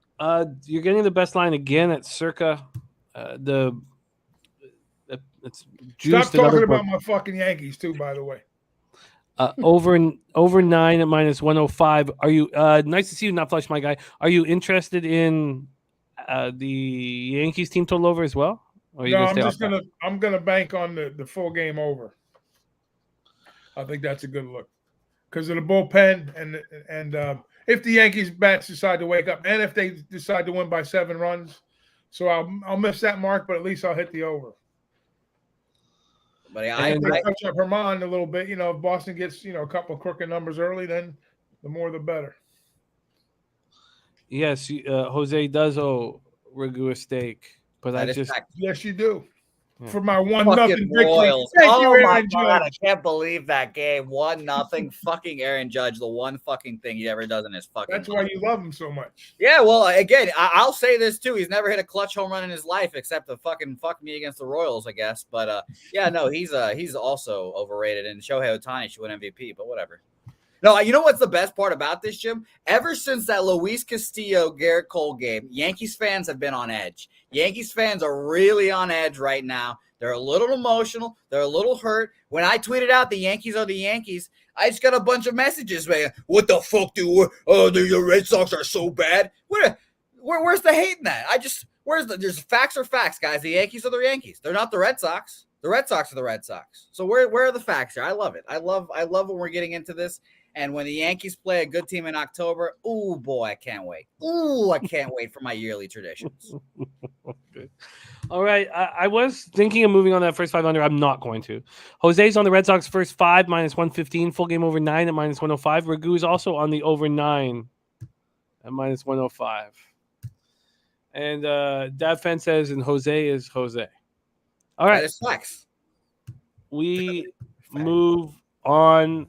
If you want to jump back on if you got any second spread or say hey play today, let us know and hop on, Jose, my guy. We'll do. Jim. Yes. They're bitter. They're hurting right now, Jim. They're hurting. Hey, Jose, Got them on the ropes, Jim. We got them on the ropes. Usually when Jose and I agree on a play, it's usually pretty good. And it's the over 9 -105. Jose, can you jump back here for a second? Who is your special guest today on Say Hey Plays? Connor Mack joining me, a lovely Friday edition of Say Hey Plays. As fucking somebody has to help me get a winning day under my belt. It's again August 4th. That's when the world changed. Apparently, that's when the axis and the equators flipped. But again, no matter what I have, I still have the Yankees losing. That makes me happy. That's what I've resorted to. And of course, Jimmy, I'm gonna be right there with you in October. I'm fucking Blue Jayed up too. I've got my Blue Jay stuff ready to go. I'm ready to it's gonna be the Mets. It's gonna be the Mets in Houston, and the Mets are gonna win the World Series. I'd be okay with that. I'd be very much okay with that. Let's go Mets too. And what is the record at Say Hey now? Are we in the black? Do we still taste black? Yeah, we're still tasting it a little bit. We're up 3.3 units now. That is technically, I guess, the season low, but we're gonna figure it out. 341 and 358. It's gonna be fun. It's gonna be a lot of fun. I can't wait for today's edition. We're just in cruise control, I guess, right now mentally until the playoffs. But I fucking keep capping these games all the same. Haven't changed my momentum. Haven't done anything differently. We're gonna keep fucking firing. I like it. And eventually, the tides will change. And maybe I just suck because the Yankees suck right now. Maybe that's it. The Yankees were flying high so good. Hey, Jose, you don't suck. And guess what? The Yankees don't suck either. We can debate that in October. All right. Ron Garvin said it's common in August. No worries. Don't change the capping. Yes. Don't change the capping. Sammy Comer says, why the Blue Jays love? We ain't winning anything. We suck. I think suck is a little harsh, Sammy. I think that Dennis Garcia, the Sky Dragons, has the best. The Blue Jays are a flawed baseball team. It's perfectly put. As always, Sky Dragon seems to perfectly put situations. All right. Let's. Okay, it's all good. He's in the black. That's all that's important. All right, we move on to 7:10 p.m. Eastern. Philadelphia Phillies 62 and 49, 30 and 23 on the road at the New York Mets 73 and 39, 38 and 18 at home at Citi Field in Queens, New York. We have Ranger Suarez going up against Maximus Scherzer. We will start with the weather in New York after the bold Big Ragoo call that the Mets will win the World Series. 81 Fahrenheit, 10.5 miles per hour in at Citi, goes down to 9.1. So it's windy and blowing in. Let's take a look at the line history here in this Mets spot. We have a big move to the New York Mets. It had just been an 18-cent move this morning, but another 20 cents has been added to it. So there's a 38-cent move to the Mets since it dropped to 5 p.m. yesterday. And this total opened up at 7, juice to the over. It's now a pick'em. So a 10-cent move towards that under. We'll take a look at the cash flow here. We have 40% line value on the New York Mets, even at this number. Let me just refresh that and see if that is even at this number. Yes, even at this number. 11,714 tickets in, 87% of the tickets, 85% of the cash on Maximus. And the Mets, 58% of tickets on the under and 82% of cash on the under. We've seen a 10-cent move to the under. Wine Time Sports says a little story about his buddy Tyler Molly. I'm going to copy and paste that so we can share that when we talk about the Twinkie spot. But let's talk about Suarez here on the road. He's been very good this year. He's been terrible at home, good on the road. 6-1, 2.87 ERA, 237 opponents batting average, 5 1/3, 7 hits, 3 earned runs, 1 homer, 5 Ks, 2 walks, and 11-5 win at home versus the Nats. Last out. Last year he got off to this spectacular, unbelievable start. It was the opposite this year, and he's starting to come around. Maximus Scherzer coming off great start. 11 Ks in 7 innings, 6-2 win at home versus the Braves. He was awesome. At home, he's been awesome. 1.77 ERA, 186 opponents batting average. The Phillies righties, 246, 722 OPS, and the Mets have almost the same numbers against lefties. And the big difference in this game is the Mets bullpen is flying high right now, and the Phillies bullpen is scuffling. Take it away here, Ragu, Phillies, Mets. Hey, all these looks for Suarez versus the Mets throughout his career have been like really, really short work. I know his last outing, he gave up a few runs here, but I mean, the only way you could look at this spot, man, is like is Scherzer holding down the Phillies here, and then like I told you in the past, when I see sevens, I'm really, really interested in first half unders, and I think Suarez has got enough artillery to kind of go through the lineup, at least 1.5 times here with the Mets to kind of not yield them too many numbers. I think Scherzer's going to do Scherzer things. If he gives up one, I'd be surprised, in that spot. But if we can keep Suarez to keep three or less in the first 5, and Scherzer does what he normally does, I think we're looking at a solid first 5 under. Let's see what we can get that for you at first 5 under. I think it's like 3.5 or 3. Yeah, the first 5 under 3.5 minus 107. Yeah, that sounds about right. The wind's going to help that under. The 11-mile-an-hour wind. It'll help that a lot. Yeah, I think this makes a ton of sense here. Thank you, MDR24, my friend. I think this makes a ton of sense. Noli would be happy with that play. Oops, What's sorry. Noli think about that? He's still in the chat. Yes, if he is still in the chat. Alex Hill's ready to go. Yeah, I think this makes sense. So let's lock this in for you. Philly, New York Mets, first 5 under 3.5 at minus 107. What would I get that at if I wanted to move on that as well? The first 5 in the Mets game would be just a little more, 8 cents more. I don't have enormous trust in Suarez, but if he can go, if he allows 3 runs, you still have a chance. And if he allows 2 runs, you're probably cashing. Yeah. Myron, I messed up that game badly. For whatever, I don't know what if it's. I have no excuse for the mistake, but for whatever reason, I thought they were playing Cleveland. So but I do not trust Barrios, and I don't trust the July he had. But I screwed that whole game up, so I'm not going to give my breakdown on it. I like this look. I think I'm going to come along with you with the wind blowing in so heavy here. All right, let's move on. 8:05 p.m. Eastern, and we have arrived.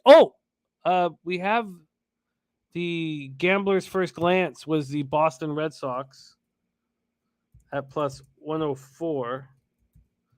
Let me just put this in so I can remember it. Gambler's first Come on, glance. Razor, let's fucking go. Razor Sharp picks Gambler's first glance. So let's give out a shout out before we get into the spreadsheet play of the day. Let's give a shout out to Razor Sharp picks Gambler's first glance plus 104 on the Boston Red Sox.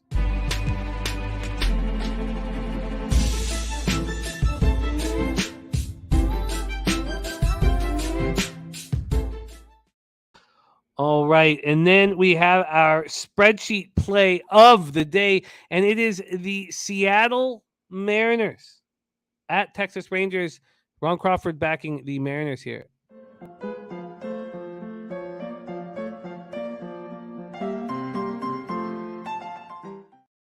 Oh, look, we got Kurt Gray in the house. Over 9 for the Yankees game and under 7 in the Mets game. Nice to see you back in action. Mr. MDR 24 at Mets. Team total over 3.5 minus 150. Team total over 4.5 plus 115. Laddering that one. All right, let's talk about this Mariners Rangers spot. We have George Kirby going up against a bullpen day for the Texas Rangers. Kirby, 6 innings, 6 hits, 1 earned run, 8 Ks, no walks, and 2-1 loss at home to the Angels. He's been good on the road this year. 2.90 ERA, 235 opponents batting average. Both teams hit righties very similarly, very poorly, and both teams' bullpens are good, but they're moving in different directions. The Mariners bullpen is being just lights out of late, and the Rangers bullpen hasn't been quite as good as it was. Roof will be closed. Let's go over to the line history in the Seattle, Texas spot. We have a huge move to the Rangers. Huge. The Mariners opened up at minus 200. They're now minus 155. 45 cents move. Wow. Just a massive move towards the Rangers. And from a totals perspective, it opened up at 8.5. And 19 minutes ago, moved to 8. 8.5 down to 8. Let's go over to the cash flow and see if that follows this huge move towards the Rangers. Just 4,224 tickets in. 10% of the tickets, 33% of the cash on the Rangers, so that makes sense. And then 39% of tickets, 99% of cash on the under. Wow. Take it away here, Ragu, Mariners, Rangers. Yeah, I tend to agree with Ron's play, but I'm not. That's a huge friggin' move. My first cap was, looking at the Mariners, against on the bullpen day here, but I think they're not similar, like you said, similar hitting teams, but different directions. That's a fact. But when I seen a big number early up when the line came out, I was like, well, no way I'm going to lay that number, on the road with the Mariners, even though they had good success with the Yanks and they've been playing good of late, but I couldn't find myself to back them up.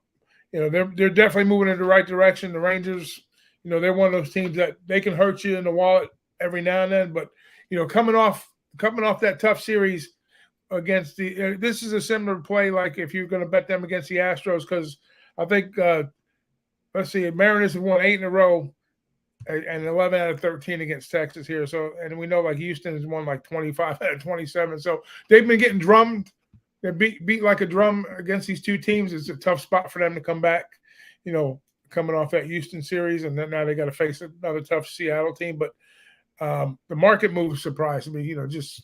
I'm really surprised with that, to be honest with you. But I could see it. They might have been a little bit overpriced, coming in here just based on records and it being a bullpen day. But still, it's the major leagues, man. Anything could happen. So I'm off of this game.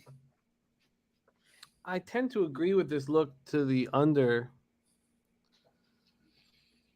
I do agree, and I like seeing that drop to 8. I think this under is in play with the Rangers bullpen day. I do. I'm gonna move on this full game under, even though I'm gonna get a worse line now that it's moved to 8. I think that, and then also I see Dabby Cab joining us, and he is on the first 5 Mets minus a half. I would like to see what I'm getting that at here. I'm sure it's going to be expensive. First 5, he got it minus 120. It's minus 135 for me. I think that Scherzer could easily be lights out here against the Phillies lineup that, Schwarber gets to him. Schwarber's not going to be there. He's coming off an 11 strikeout, 0 walk performance at home. He gets a second home start. I think Dabracadabra's on one here. Well, why wouldn't you bet the Mets first 5 minus a half in this spot against Suarez? Why wouldn't I bet him? Yeah. Well, that's a good question. If I had to bet him, I would. I just thought that first 5 under look was better for me. But I mean, I have no argument against that. If he's going to be lights out, and Suarez can give up, like you said, 2 or 3, it still can stay under. So, yeah, I would seriously consider that. You trying to talk me into it? I think that it's a good answer. I mean, it's a great question. I mean, everything how we broke it down caps right into that play. So I might get on that. I'm not saying I'm gonna do it at this moment, but seriously think about it. It's part of the great thing that we have on the show. You have Ragu and I talking out the game, agreeing on the first 5 under 3.5. We've moved past it. But then you have a great capper like Dabby Cab come in, give us his looks. Mets first 5 -half -120, and he's also on the Mets team total over 4 at -105. And then I look back at how we capped the game, and my only concern in that first 5 under 3.5 was Suarez. And of course, that works right into a Mets first 5 -1/2. So thank you for sharing your falls action. right in line. Yeah, thank you for sharing. And look at Tommy Guns on the Mets -1.5. It's just a perfect, just exactly what this show is all about. It's just all of us working together. And then I feel like it's that time of year where Scherzer is just going to show out right now, and I can understand why you're on that run line. I've got enough. Well, I don't want to. Let me tell you this. Yeah. It's a good look because number one, if the Mets do touch them up pretty bad, then the first 5 under goes to shit. Guess what? You still cash on the -1/2. Yeah, it's one of those you're covered like an in insurance a way. bet. Yeah. Wow. All right. Great work, everyone. Okay. So I'm going to move on to full game under 8 in the Mariners-Rangers game. Let's move on to 8:10 p.m. Eastern. Los Angeles Dodgers 77-33. And I told you guys, when I was 36-15 to start the second half, I was like, and my dad was like, well, Dodgers have a better winning percentage than you. And I was like, holy shit, I didn't realize that they did. This is one hell of a baseball team. We're at Kauffman Stadium in Kansas City, Missouri. Look at they're 19 games over 500 on the road. Take a look at the weather here in Kansas City. 89 Fahrenheit, feels like 91. 9.3 miles per hour, right to left, slightly out, down to 7.7. Slightly out, down to 7.7. BJ says we not fading the Dodgers right now. One thing about this, though, is, you have this big Dodger winning streak, and they switched cities. And the ROI has been very high on fading these winning streaks. I don't want to fade the Dodgers under in any way. This team is just absolutely rolling right now, but I can understand that angle. Gonsolin versus Lynch. There has been a 20-cent move towards the Dodgers. The initial move was all towards the Royals. So you can imagine that the public's come in and bet the Dodgers because, all last night, in 2 hours and 46 minutes, there was a 20-cent move to the Royals. But there was a huge move at 12:20 p.m., 25 minutes ago, a 25-cent move to the Dodgers. So they've moved 20 cents since the opening line. And from a total perspective, they've moved 5 cents to the under. 5 cents to the under. Let's take a look at the cash flow in this Dodgers-Royals spot. There is full line value on the Royals. 13,971 tickets in. Listen to this. This is wild. 9% of the tickets and 50% of the cash is on the Kansas City Royals. 64% of the tickets, 64% of the tickets, 79% of cash on the over. So it looks like big bets are coming in on the over. And look at Strategic Investments saying the same thing. Wow. Wow. Bankroll spent, says the Lynch mob in effect. Daniel Lynch on the hill. Allowed 4 earned runs in the 5-4 win at home versus the Red Sox last out. 4.79 ERA, 1.52 whip. And these aren't the Dodgers that we remember scuffling versus lefties. These Dodgers rake lefties. 259, 770 OPS. There's no – we thought, when I say Dennis Garcia, put it perfectly that, the Blue Jays is a flawed baseball team. The Dodgers are as complete a baseball team as maybe we've ever seen. Gonsolin, 13-1, 2.30 ERA, 0.89 whip. Looked like he was maybe dealing with arm fatigue, and then he shut down the Padres in an important spot. He's been good on the road. Not as good as he's been at home, but 5-0, 3.20 ERA, 210 opponents batting average. Daniel Lynch has been much better on the road than he's been at home. At home, he's been touched. 5.97 ERA, 286 opponents batting average. The Royals don't hit righties with any power at all. Okay, average, but no power. Dodgers bullpen is just getting hot at the right time. 3.15 ERA, 1.09 whip. Royals bullpen has been struggling all year, but the back end isn't that bad. Wow. Here we go. Take it away here, Ragu. Can you shed some light? The Sharps are on the Royals, but it takes big balls to face the maybe a little bit. Reading between the lines. Now you look at his numbers. Gonsolin 10-1. Phenomenal, right? Just fucking destroying it, getting the W's up and down the schedule. But if he does have some kind of struggles, and to be honest with you, I thought this number would be a high. I thought this would be a Jose Bouquet type of play here, an auto play for him. But I was kind of shocked to see, not shocked to see the move, but I thought the opening would be a little bit higher here. And then, like you said, the sharps are coming in. He has given up 18 earned in 5 games. So, that's something that speaks a little bit, towards possibly that move. But I was thinking, try to bet the Royals somehow to get involved at a plus price, an easy plus price, but not in a sense where I got to sit here and go the whole game and try to cash a ticket with them, because who knows how far Lynch is going to go. So Lynch is, like you said, Lynch is kind of, giving it up a little bit here, but if he can hold the Dodgers down just a bit, I think a plus a half run first 5 looks pretty intriguing to me, especially with the sharp action coming the other way. And on the full game, you get a plus 1.5 at plus 140, or you can get the first 5 plus a half a run at plus 140. So I'm going to live in the first 5 with these guys. I'm going to take the Royals plus a half a run first 5 at plus 140, or if you shop it, better. Wow.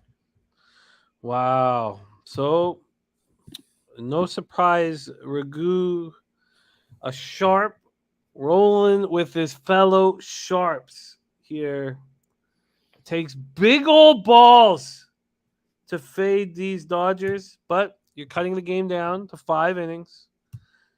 You're taking the plus a half, which is plus 134.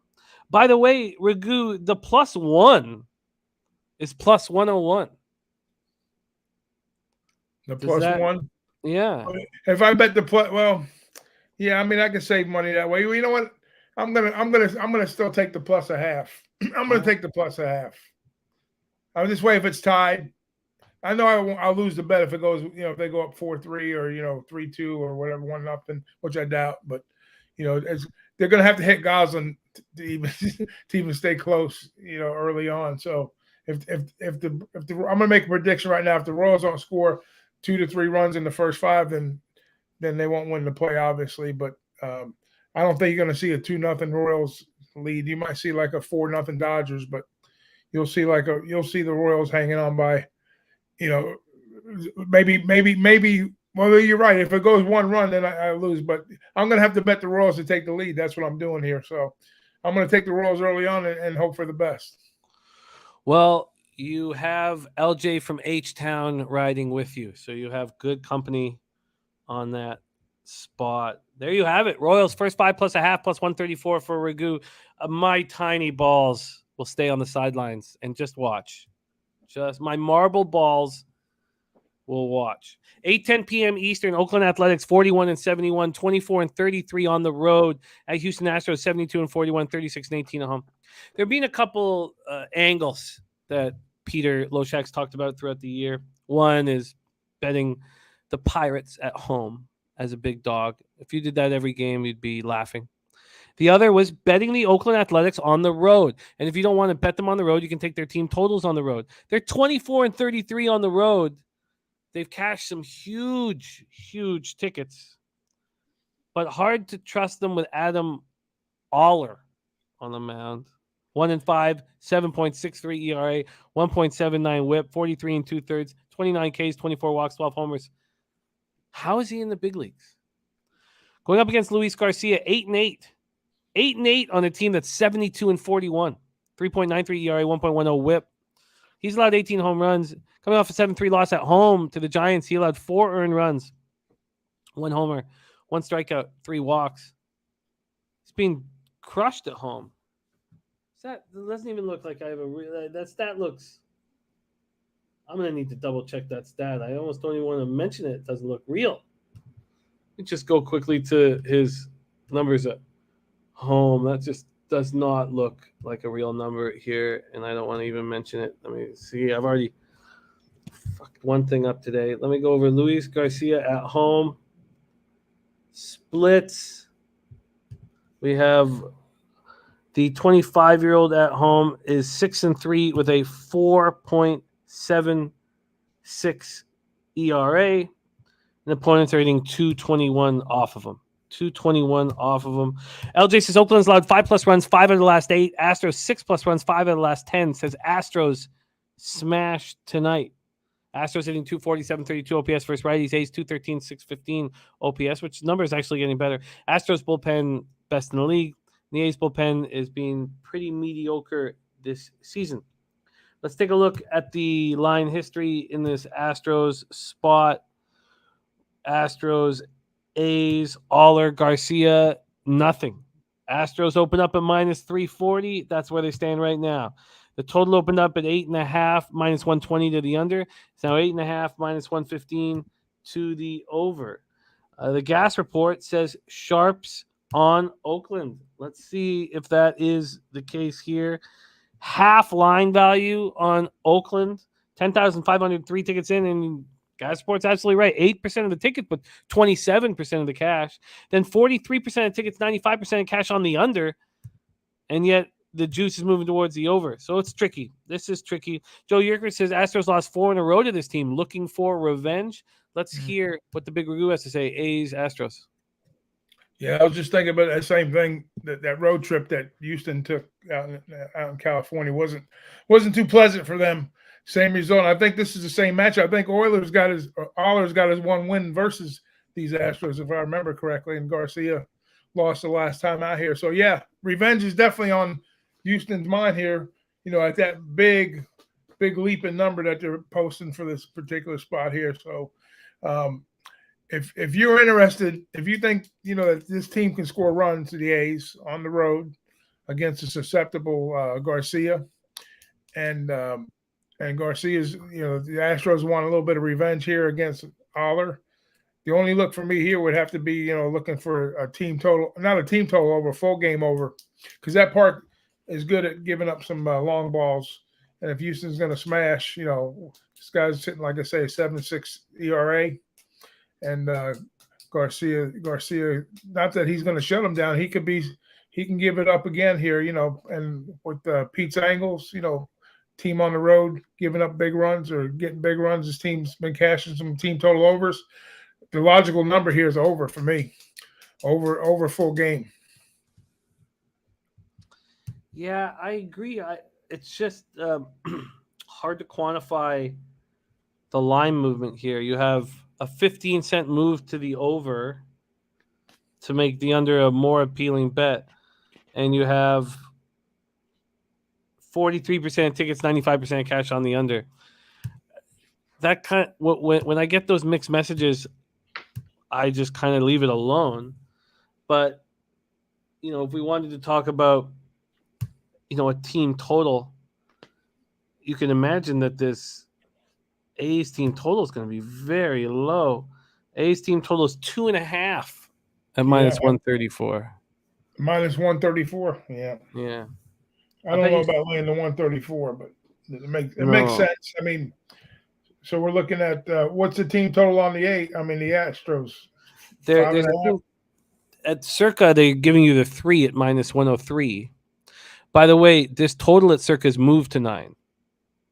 Yeah. So they've moved it over to 9. The team total for the Astros at Circa is 5.5 at minus 112, and it's 5.5 at even money at Pinnacle. Yeah, see, I don't like the 5.5. Like I think a couple times I laid bigger numbers like that with the Dodgers once and the Yankees once all season, like 5.5s. I think it was a rocky spot with the Dodgers a while back, but they got you by the short hairs with that fucking 140 on that 2.5, you know, and then to lay the 5.5. So basically, they're daring you to play both of those bets. So I'm not gonna mess with it. I'm gonna just pass. Yeah, I'm gonna pass too, but I can understand what Lou Chase Fox talking about with his Astros. I mean, third time that they've seen Aller, and Aller's not a good pitcher, but he's gained some confidence against the squad. Yeah, Sunnyvale Trailer Park got in on the team total over 2.5 plus 105 this morning. Wow. Oh, that's a great work. That's excellent work. Excellent work. Yeah, there's just enough mixed messages here for me to move on. AOD says Aller must get crushed. All right, let's move on. We have 4 games left on this card. We move on to 8:15 p.m. Eastern. Milwaukee Brewers 60-50, 31-28 on the road at St. Louis Cardinals 60-50 as well.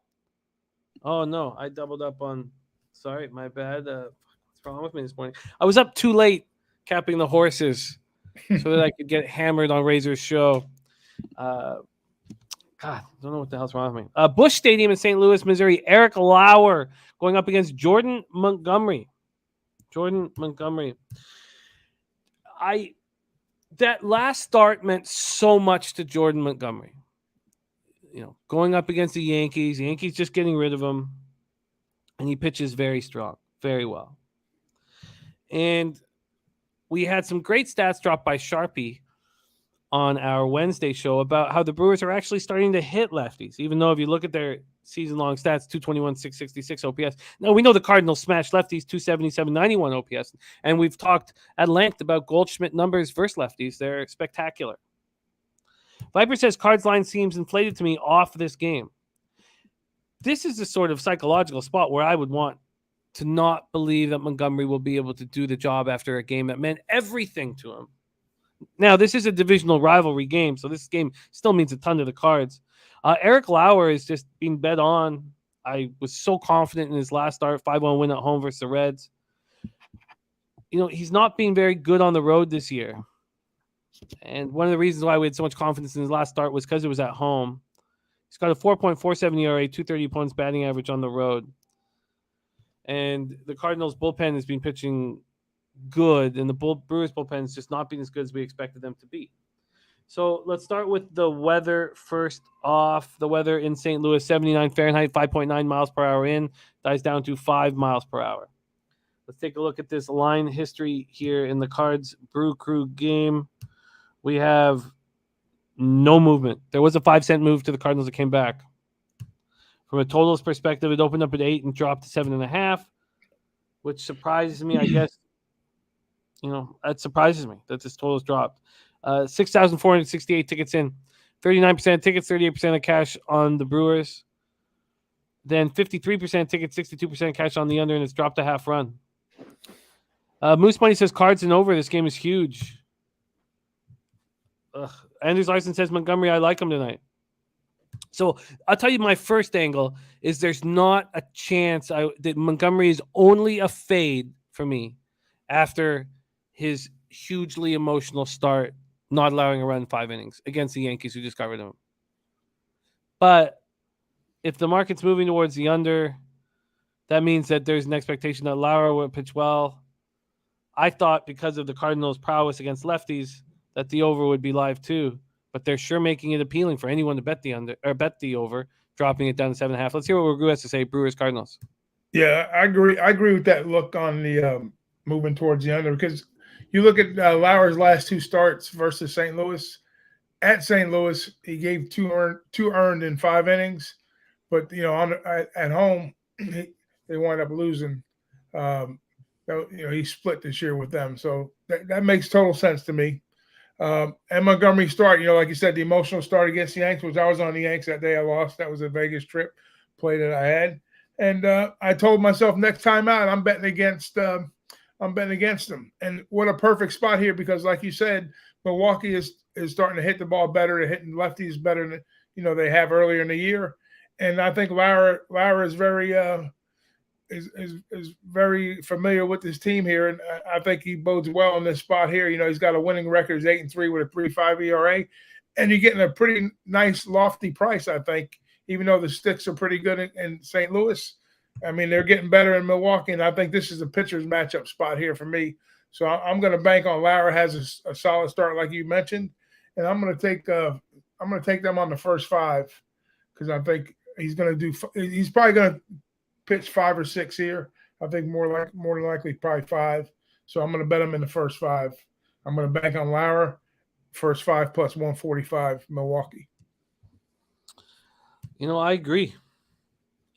Again, we talk about the Cardinals' prowess against lefties and Goldschmidt, but Goldschmidt's hitting 182 against Lauer. I'm getting deja vu. I remember this situation talking about Lauer being able to get Goldschmidt out in the last time he faced the Cardinals.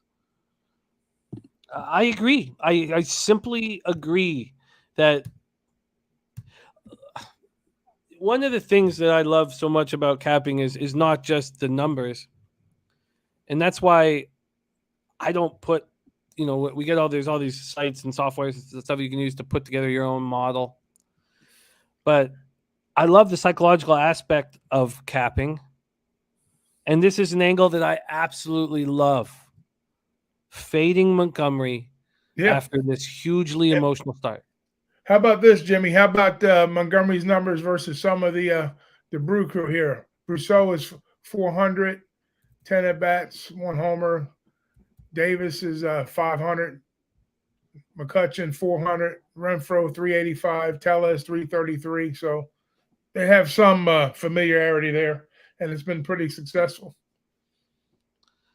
Yeah, and this isn't a huge angle, but there is 62% of the cash on the Cardinals, and the line's not moving. The Brewers, you're getting the Brewers at a big plus price, so you got the implied probability.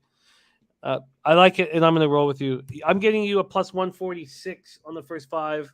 I'd like to see what I'm going to get when I bet it too, so just give me a second here. But let's see if I can beat that for you at Circa. Oh, I doubt it. Wow, they've got the Brewers. Wow, look at that. Circa has the Brewers first 5 at plus 127. Pinnacle has the Brewers at plus 146. That's a huge. Circa usually tries to stay close to Penny. Let's just see what. Oh, and then I got plus 145 too. Strange. Joe Urish says Card 6.13 runs a game at home versus lefties. Look, they smash lefties. I get it. But usually the head of the snake is Goldschmidt. And when he's batting 182 against the lefty, and I don't trust. Oh, I've said enough. So I'm going to give plus 146 for Ragu on the Brewers first 5, and I'm going to be on it myself. Now, I wonder, let me just check it out, because the total has moved to 7.5, which means that there's low implied volatility, that I should do the due diligence, see what they are plus a half, and it's minus 120 plus a half. Not a chance. Is that going to cost me 70 cents? Not a chance. Joe Yerger says, I'm just looking at the over. I get it, but the fact that the market is moving towards the over does make me uncomfortable. Coin seeing Circa showing first 5 money line plus 141. Oh, really? Do I need to refresh? I've got the Brewers right now plus 127. I'll move from main to first 5. I'll refresh. I'm on Circa Colorado, and I have plus 127 on the Brewers here. Interesting. What's the run line on that game? On the plus 1.5 on the Brew Crew? Yeah. Okay, that is minus 151. That run and a half, to get the plus 1.5, it costs you $1.04. It's massive. Yeah, it's all right. I'll stick. I think better values definitely on the first 5 with Lar. That's wild coin. I got 127 and 127, but we got Ragu the plus 146, and I'm going to be tailing this. This will be a very, very fun angle, and very fun to watch and see how it bangs out. I can't wait. Lute's Fox says, yeah, the Brewers never saw a good bet. They could not screw up. All right, 8:40 p.m. Eastern. Next up, Arizona Diamondbacks, 51-60, 19-31 on the road at the Rockies, 50-64, 32-28 at home. We're at Coors Field in Denver, Colorado. This is as tricky as games get. 2 pitchers that are thought to be ground ball pitchers in a very hot Coors Field. It is 96 degrees at first pitch. 3.9 to 5.6 miles per hour. It's slightly in and then right to left across the plate. But it's hot. It's hot offensive weather. Let's go over to the lines in this one. Davies versus Senzatella. There's been a 5-cent move to the Diamondbacks. And the total opened up at 12.5. And at 9:30 this morning, it dropped to 12. So Let's see if the cash flow follows this. Matty Ice says the Rockies will score. 6,506 tickets in. 51% of the tickets, 84% of the cash on the Diamondbacks. Sharp money on the Diamondbacks. 5-cent move towards the Diamondbacks. 39% of the tickets, 55% of the cash on the over. Big bets have come in on the over, but it's dropped from 12.5 down to 12. This one is confusing. And the taint play of the day is in. The taint play of the day is the Rockies team total over 5.5 at minus 125.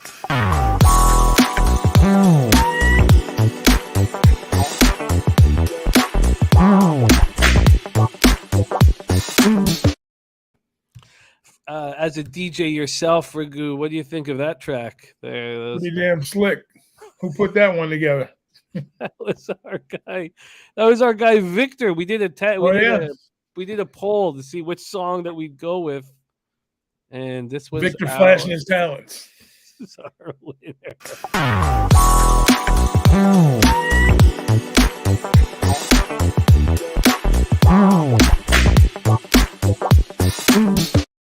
That's some George Clinton shit right there. Oh yeah, man.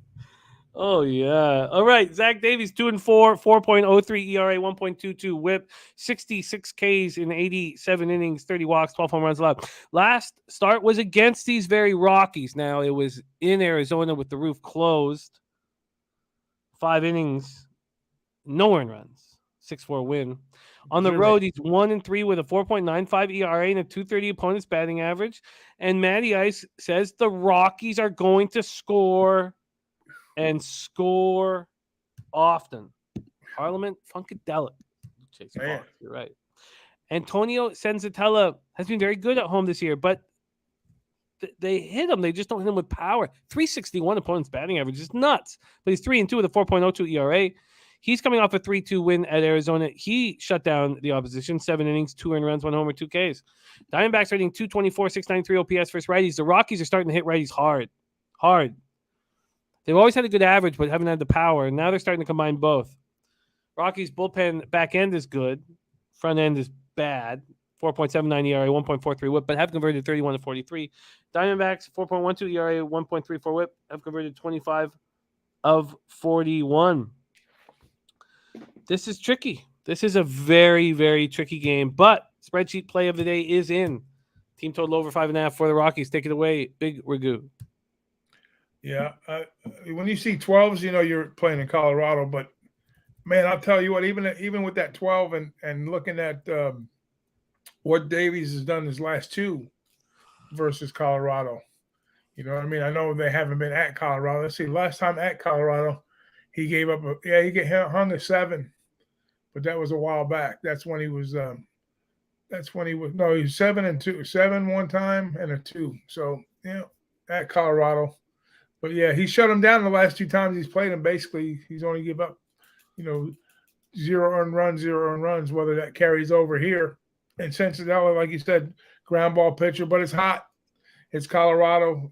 Balls probably will be flying, but if they can keep the balls down, as much as everybody's looking towards the over, I would look towards the under possibly, but I couldn't come up at the move. Kind of threw me off a little bit because when I was looking at the matchups, the last 2 matchups, especially, that kind of put me on the over. But like I said, they were over at D-back Stadium, so it's a little different atmosphere, obviously. But I don't know. I just got put off on this game a little bit. I hope Matty hits his 5.5. That's doable over there, obviously. But if Davies is sharp, he might be in trouble with that spot. Yeah, I think we'll see 5 anyways. You'll see 5, 6 out of Davies and Sensatella. Who knows how many we're going to get out of him. So I would lean first 5 under. And Hunter Engelhart says, just stopped in, haven't seen games, but I'm on the Cards first half, so he's going up against us. But he's also on. He's also on these unders here. Yeah. Also on these unders. Where is it? Why can't I see our guy Hunter? But he's also on the unders here. Very big on first half under and no score first inning. There it is. On this one? Yeah. Yeah, that's what I lean. I'm not going to get – I probably won't get to the window with it, but I lean that way. All right. Very, very, very interesting. Very interesting. It's just it's such a wildly interesting game to cap. I'm fascinated to see how it all breaks down. We move on to 9:38 p.m. Eastern in our guy Wine Time Sports will lead us into this one. He says, my Little League buddy Tyler Molly back pitching 10 minutes away from our hometown tonight.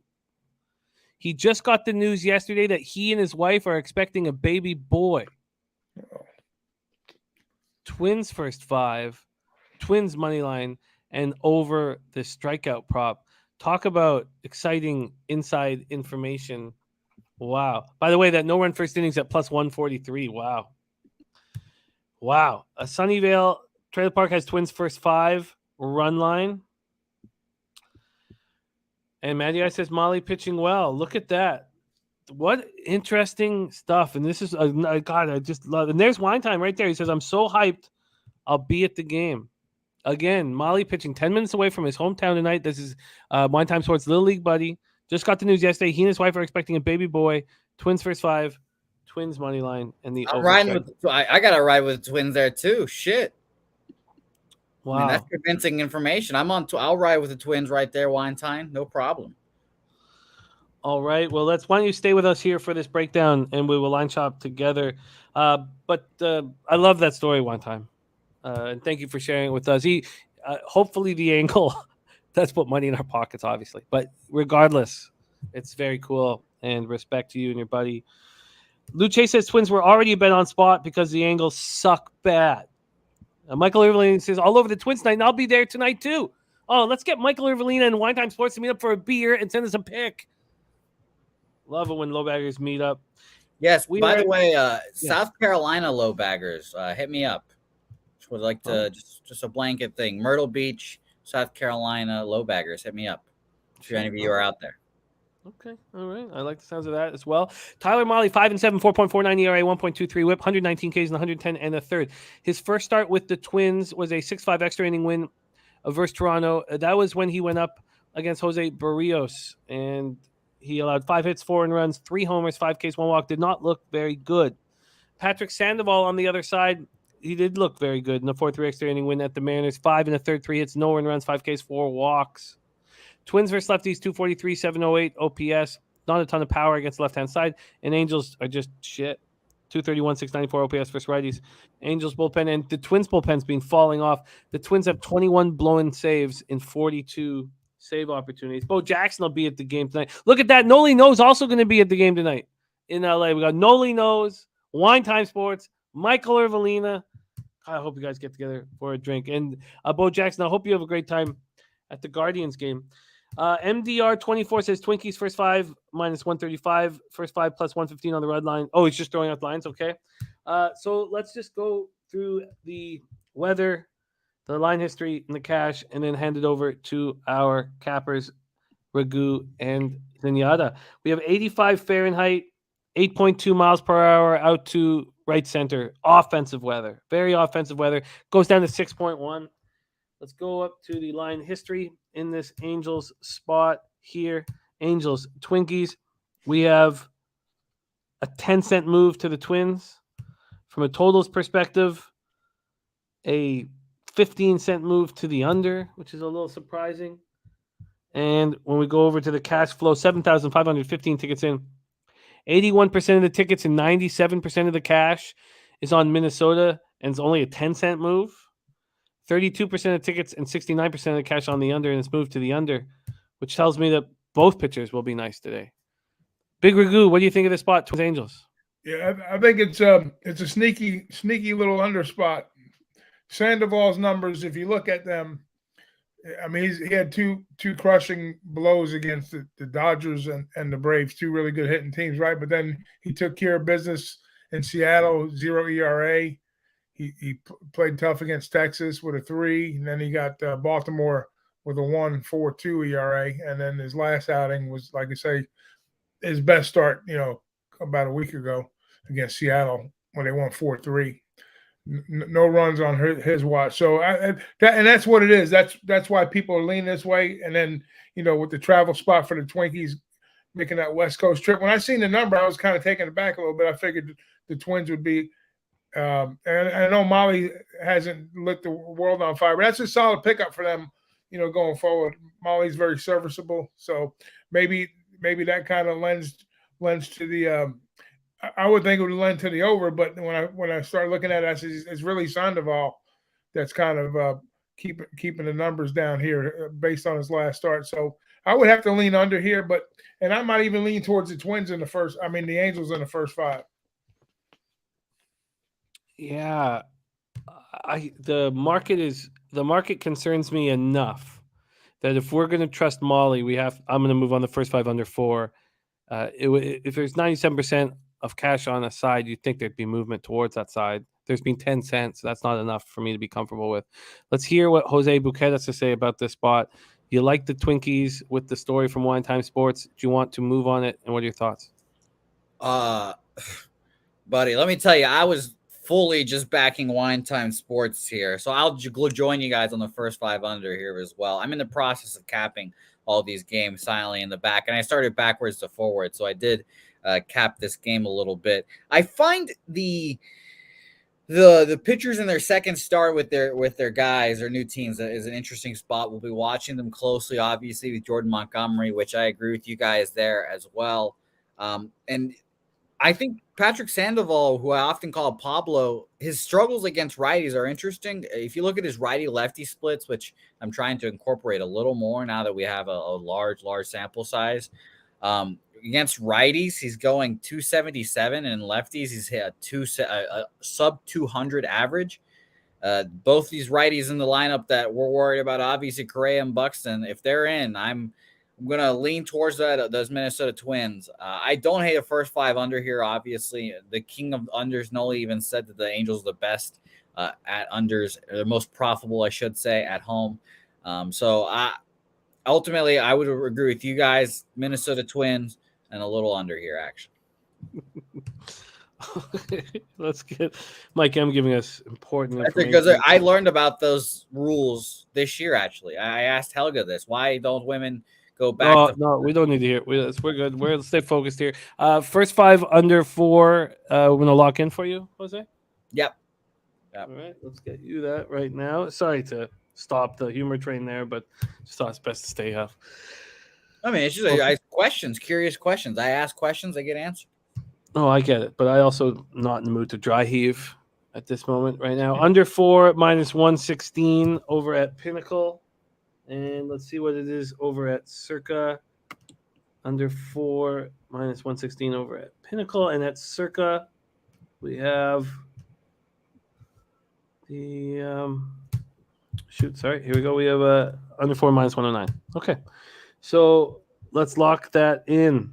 Minus 109 under 4 for Jose. And I feel even better about that Bovada is giving out a minus 120 for this first 5 under 4. So yeah, that's what I'll be betting, but glad we do the line shopping here. And Noli notices I haven't made a move on this game yet, but I will be taking the full game under. Troy Torrance says, mark my words, Cardinals will dominate this game.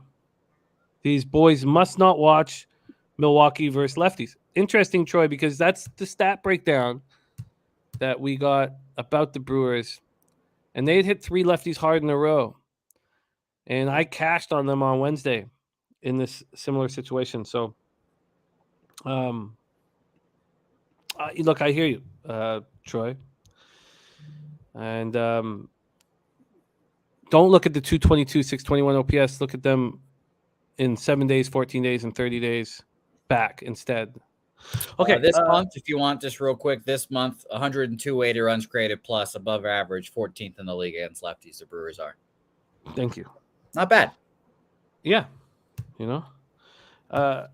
okay, so first 5 under 4, and you want the Twins money line here, and let me get that for you. Anything you would like to make official, Ragu? No, I'll pass that game. The Twins on the money line minus 131 and minus a half is plus 108. Jose, what would you like? Repeat that one more time. Sorry. Minus 131 is the money line, and minus a half is plus 108. Yeah, I'll take the minus a half. All right, Twins first 5 minus a half at plus 108. 8. All right, we are locked in here. I'm going to go in that first 5 under 4, and I hope you guys all connect at the ball game tonight. I hope we see a picture of Wine Time Sports with Tyler Molly just out of the blue, just Little League friends. They see each other again. Molly, wave. That'd be a tear in my eye would happen if I saw that. Hope that happened, Wine Time. I don't want that. I want Noli Knows, Michael Irvelina, and Wine Time. That's well, I hope they're in the picture with Tyler Molly too. I mean, for the boys. Come on. Okay, let's move on to the final game on our card, 10:15 p.m. Eastern. Pittsburgh Pirates 45-67, 21-38 on the road at the San Francisco Giants 54-57, 29-27 at home, Oracle Park in San Francisco, California. We will move over to the weather here in San Francisco. 61 Fahrenheit, 12.3 miles per hour to right center, dies down to 10.2. Then we will move into the line history. In this Pirates-Giants spot, Wilson Rodon. We have a 5-cent move towards the Giants. From a total perspective, it opened up at 7, moved to 7.5. It's slightly juiced to the under at 7.5. See if all that correlates here. We have 8,284 tickets in. 82% of tickets, 92% of cash on the San Francisco Giants. 92% of the cash, and there's been a 5-cent move towards them. It's crazy. 60% of the tickets and 41% cash on the under. So there's some love for this over. And this over went up from 7 to 7.5. Wow. Bryce Wilson, we backed him in his last start. And he cashed us the first 5 under. I believe it was the first 5 under. 5 innings, 4 hits, 1 earned run, 1 homer, solo shot, 5 Ks, no walks, and 8-1 win at the Orioles. On the road, he's been quite a bit better than he's been at home. 4.93 ERA, but 290 opponent's batting average. Carlos Rodon at home has been excellent. Excellent. 5-1, 1.76 ERA, 215 opponent's batting average. Pirates versus lefties, 219, 647 OPS. Giants versus righties, 230, 694 OPS. And both bullpens are bad. The Giants bullpen's been so bad of late. L. Ryan, great to see you, my man. Thank you for dropping by. Let's hear what Big Ragoo has to say about this spot, Pirates-Giants. Yeah, I don't care what the public or sharps are doing on this one. I'm going to do what Ragu does on this one. I'm going to give you my play before I give you the breakdown. That's how excited I am about this. I love this first 5 under here, man. I think Wilson has a solid. The Giants are up and down with their bats. They can get cold, depending upon. But I went back and looked at the last time these two teams played. It was a 2-0 game that San Francisco won. And like you said, with Wilson on the road, I like what he does there. And Rodon, he's lights out. So, I mean, this is you could blindly bet this first 5 under, I think, and go to the bank with it too. I love it. Take the Pirates and the Giants first 5 under in this spot. I think it just bodes well to the under. All things point towards the under for me in this game. Not full game because, like you said, the bullpens, but first 5 definitely under for me. Yeah, I think that makes sense. And you can imagine that it's moving towards the over because Let it move towards the over. Who cares? Because of their bullpens, though. Just because of that's the true. horrific bullpens, not because of their offense. Lucha's Fox says San Francisco can't hit well, so unders make sense. AOD says no run first inning. Eric Jones, Pittsburgh 1-9 to the under as a 220 to 240 road dog facing a left-handed pitcher. That's great stats. JPG says, where is Nut Flush on this? That is a good. I would love to hear what Nut Flush has. This first 5 under 4 is juiced to the over, surprisingly. Let's see what it is over at Paycor. That'll give us an idea. I haven't heard you this confident in a while, Ragu. Let's see what the first 5 is here for you at Pinnacle. And that first 5, under 4 minus 103. Oh, but we can get you a plus 100 at BetMGM. Thank you, Sunnyvale Trailer Park. Old Leahy, rest in peace. First 5 under 4 at plus 100 for Ragu. This bet makes sense to me. It makes sense to me with the way Rodon is pitching and the way he pitches at home and that great. I was going to look at a K prop, but it's probably way up there. The juice probably 8.5. Just I usually look at K props when it comes to Rodon, but the market's caught up to him, so you're not going to get no value anymore. too late in the season. Hunter Engelhart and Matty Ice both on this first 500 as well. JPG says Ragu sounds hyped. Yeah, I like this game. I like them all, but I like this one a lot. There's a couple in there that I told you I was going to be sharp on that. I was like, you stupid fuck, you played them anyways, but that's okay. Let's hopefully they cash. But I got how many I got? Seven or eight. We'll get to them at the end. Yeah, Saturated. I would wait because it's moved from now with all of us betting it. I don't know, but how do you not ride with Ragu and Hunter and Matty Ice? So I'm gonna tail this. And you can explain why there's been a move to the over.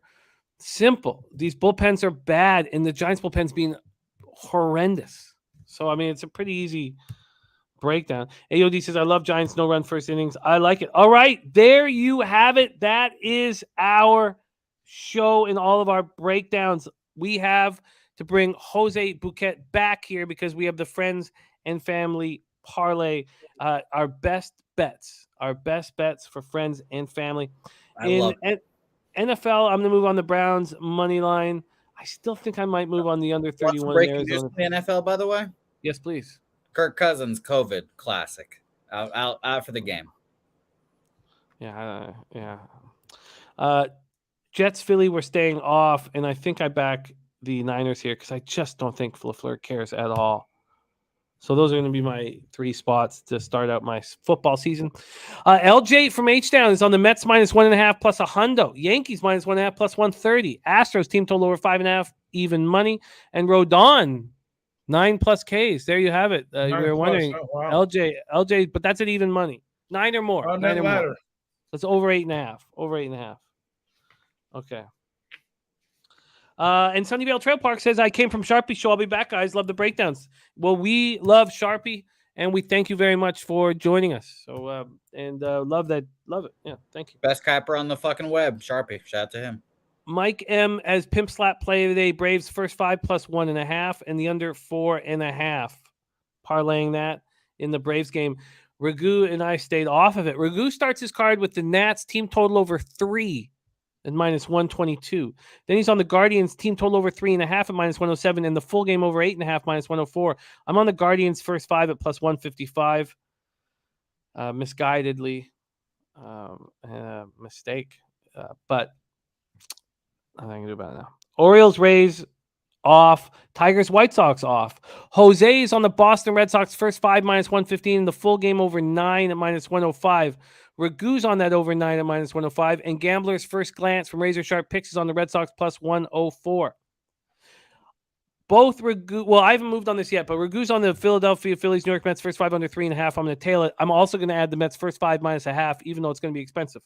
Dabby Cab is on that Mets first 5 -0.5 -120. He's on the Mets team total over 4 at -105, and the Padres first 5 -1 at -110. The full game under 8, I will be moving on in the Mariners Rangers. Ragu's on the Royals first 5 +0.5 at +134. A's, Astros, we stayed off. Ragu and I are both on the Brewers first 5 at +146. I haven't bet it yet, but it was a Ragu move that I like. Taint play of the day is the Rockies team total over 5.5 at -125. Well, where's the spreadsheet play of the day? Sorry, I thought that was earlier. Spreadsheet play of the day, Seattle Mariners. Thank you. Seattle Mariners is spreadsheet play of the day. Team play of the day's Rockies team total over 5.5 -125. I'm going to move on the first 5 under 4 in the Twinkies Angels spot. Jose's on that first 5 under 4 and the Twins first 5 -0.5 at +108. And Ragu's on the first 5 under 4 at even money, and Pirates Giants. I'm going to be rolling with that as well. Jarek White, thank you for the kind words, my guy. And then I'll get us started with my spot on the friends and family parlay. I love it. And nothing makes me happier than you saying friends and family parlay. Oh, you named it, and I like it. Look, this is I don't care that much about the juice on my legs of the friends and family parlay. So this is going to be heavily juiced. I don't care. You say like Astros money line -270 or whatever it is. That'd make it is almost a -270 what I'm about to give out. It's about -200. Okay. New York Mets first 5 money line. Sure, Maximus. Who could hate That it? would be my parlay piece. Parlay. Oh, man. Okay. All right. Who wants to go next? Jose or Ragu? I'll go. All right. I know what Ragu's is. Ragu's is obviously going to be that first 500. It has to be after that confidence. Mine is going to be the over 9 in the Red Sox-Yankees game. I feel like I said this often, and this is something I have not said in a while, but whenever these two teams meet, number better be at 10. Number better be at 10 because this game's going to go over the time of 3.5 hours and over the total. So over in the Red Sox-Yankees game for me. All right. I've got that locked up. We got Slick Nicky Fish Tanks and Millsy in the house. Millsy's going to be in San Diego, the UFC event tomorrow, yelling pub sports. Respect Millsy. All right. We have the over 9, the Mets money line. What is the third leg of our friends and family parlay? Jose hit it. Jose hit it right on the head, brother. First 5 under the 4 at the plus 100. San Francisco treat, baby. All right. There is the friends and family parlay. Plus 417 for me. Plus 417. And Ragu. Very exciting. Very exciting. I love this. By the way, I almost made the friends and family yesterday for me, the Red Sox. I did, and of course they win. Of course I know. And I think my pick lost anyways. Oh, it was the over in the field. Yeah. So yeah. Yeah, it did, but I started it with the loser. So I blame Well, see, myself. this is why this is the whole point of friends and family. We come together as a unit. We all come together and we win together. When we lose together as well. Because you know why? We're friends and family. And we're way up. We're way up. And so we'll have graphic. Maybe we should get a little graphic going. We'll have the stats up for next week. We have enough sample size now for the friends and family parlay.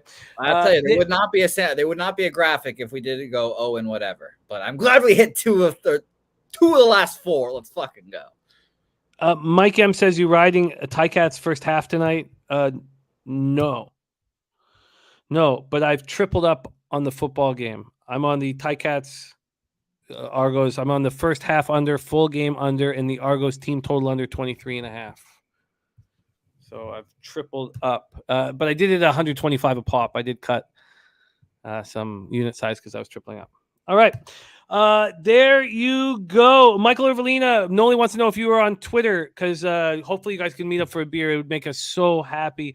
Jose, we got big shows coming up here on the channel all day today. 3:10 p.m. We have Sharpie's Prize Picks, The Balking Dead. Then at 5:30 p.m. Eastern, we have our Jose Bouquet Say Hey Plays of the Day starring Connor Mack. Then at 6:30 p.m., we have the Daily Sesh. Then at 8 p.m., we have Cash It Fridays with Razor Sharp Picks, and I'll be there at about 9:25 for the 6th race at Del Mar, and I'll be hammering horses throughout. We have no show without you guys. Thank you so much, Mike M., Michael Irvelina, Boston Nick, Christopher Comentini, Big Show. Oh, EPL. Yes, we have the new EPL show. Thank you, Big Show. EPL on Pub live at 2 p.m. Eastern, and that's every Friday at 2 p.m. As we move forward. So, and Dabby Cap says, Mr. Gokster and Joe Madden with us today. That's a nice group. I miss Mr. Gokster. I'll be honest. So I think my wounds have healed after him, like calling me a piece of shit for tailing his play. I think my wounds have healed. I miss him now. I just miss Gokster. That did come out of nowhere, really. Yeah, I mean, that's the most fucked up thing anyone's ever said to me on stream before. Yeah, he was not. You know, he's been sweating these out, though, and blaming you. Yeah, of course. Yeah. I mean, he called me a fat piece of shit and said, don't tell my action, you slob. And then I had to. And we won together. So. Oh, I love it. Jarek White, thank you guys so much. Jimmy Gomez, AOD, Fireside, Gerald Jones, Danzo, MDR24, LJ from H-Town, L. Ryan, Lou Chase Fox. There's so many of you guys that, Joe Yurkovich is also joining us on that San Francisco-Pittsburgh first fight. I don't remember Ragu being quite this confident. Oh, yeah, I don't either. That's why I was like, all right, well, I'm betting that first 5 under. I liked it as well. And I was like, all right, fuck. Bring the energy on that one. Come on, Ragu's on it like this. Come on. Remember he opened it with, I don't give a fuck where the sharps are at in this one. Yeah, I mean, come on. We have a history on the show about cappers not giving a fuck about something and that play cashing at a high rate. So Right. There you go. You're right. Lamont Williams' max bet is correlated with Dominican Ricci. He's on the New York Mets. Oh no, he's got the first 5 minus a half for his max bet. I'm gonna bet that as soon as the show's over. So I like it. Michael Overlina double down on the Yankees tonight because Jose is riding the Sox. that's probably a good. If you did that for the last couple of days, my God, you're fucking running hot. Fade me, and you're fucking making bukus of money right now. By the way, Jim, something that's gonna bring a smile to your face. Thumbnail's done. Thumbnail's done for you know what, both of them. Yeah. Well, should we give him a peek? No, you just want to announce it so bad. You're like a crack addict. We cannot announce it yet, but thumbnails are done. Thumbnails are done. Okay. I don't think I've been this excited about anything in my career, in all honesty. 5 years in of doing this all publicly, and this football season the most exciting I've been for new shows and new stuff for sure. So I can't wait. Big Ragoo, 41 wins and 27 losses on this MLB season on the show, hitting at 60.3%. No one has hit over 60% over a full season on my show before. We're 5 years in. Keep it going. Well, God, Dutchie came so close. I think he ended at 59.8% in the basketball season. Yeah, that was spectacular, man. Yeah, I think that was cause of the Celtics too. That was crazy. That was a crazy run. Yeah, I think the Celtics took out his knees there at the end. Took my knees out too. Took my manhood as well. 60.3% is Ragu plus 14.32 units, ROI plus 21.06%, average line plus 104. And I am creating a Hall of Fame for the season, the sport, the capper, the sport, the year. And so far, there are just 2 names on that, and that would be a Dutch and Durrell from this year's basketball season. And Is it like a wing in your house? Is there going to be like a wing in the new house, or is it going to be the Cappers Hall of Fame? Right now, it's out in the porch. It's shielded by the pigeon shit, but but whatever. But yeah, I like it. We will see, because I have a full room for a studio and the door closes. Yeah, I know that's big time cookies. By the way, speaking of big time cookies, go donate and buy me a coffee. I dropped the links in there. I put the pubsportradio.com link too. We're talking about news. We have the MyBookie promo, but we have huge news too, and it's crazy because we were talking about poker yesterday. And yeah, we're talking about how people were getting out of poker too, but we're coming back, baby. We are starting, and we're about to announce it. We're just setting some stuff. We're setting up a monthly poker game where we will all go up against each other, and a bunch of us will be on camera. So when you play us, you'll see us go sweating out. He's gonna come in there and start cleaning. I don't doubt that at all. But yes, so that's very excited. We're very excited about that. So we have a new poker game, monthly poker game that we'll be doing online against each other every month, and we are going to award prizes and all that stuff and cash and shit like that. I just want to win one hand against Gamblestein. That's all I want. When I do that, I'll retire. I'll hang up my poker chips, and I'll be very satisfied with my life. We are talking about that the top 10 will receive points, or the top 15 will. This is on top of prizes and cash, and that the winner will get an all expenses paid trip to the World Series of Poker, and the 10, there's a 10K buy-in on behalf of Pub Sports Radio. We're talking about all these things. It's not a cash game; it's a tourney. Elio. It's a tourney. So there's a ton of talk about what we're going to do with this poker game. But it is happening, and we're really excited about it. So it'll be a monthly poker game, Pub Sports Radio poker game. It'll be a closed thing, I think. You'll only get invites to be in it, I think, but we'll figure that shit out. But yeah, we're talking about the winner overall getting the $10,000 entry fee to the World Series of Poker. But we'll go over all that stuff. And it just got locked down yesterday, so we're so excited about all that. So we got so much stuff going on. But Ragu, 21.06% ROI with an average line at plus 104. Keep that shit going. We want you over 60%. We want you to be the first capper over a full season to hit over 60%. Ragu, do you mind closing up the show? Last words for the chat and let's us into the future. Yeah, a couple things, guys. Much love to the chat as always. Like I said, we got the best cappers online, YouTube, wherever you want to look. You find them right here with us. When we break these games down each and every week. And shout out to Jose for producing. Everybody in the back room at Pub.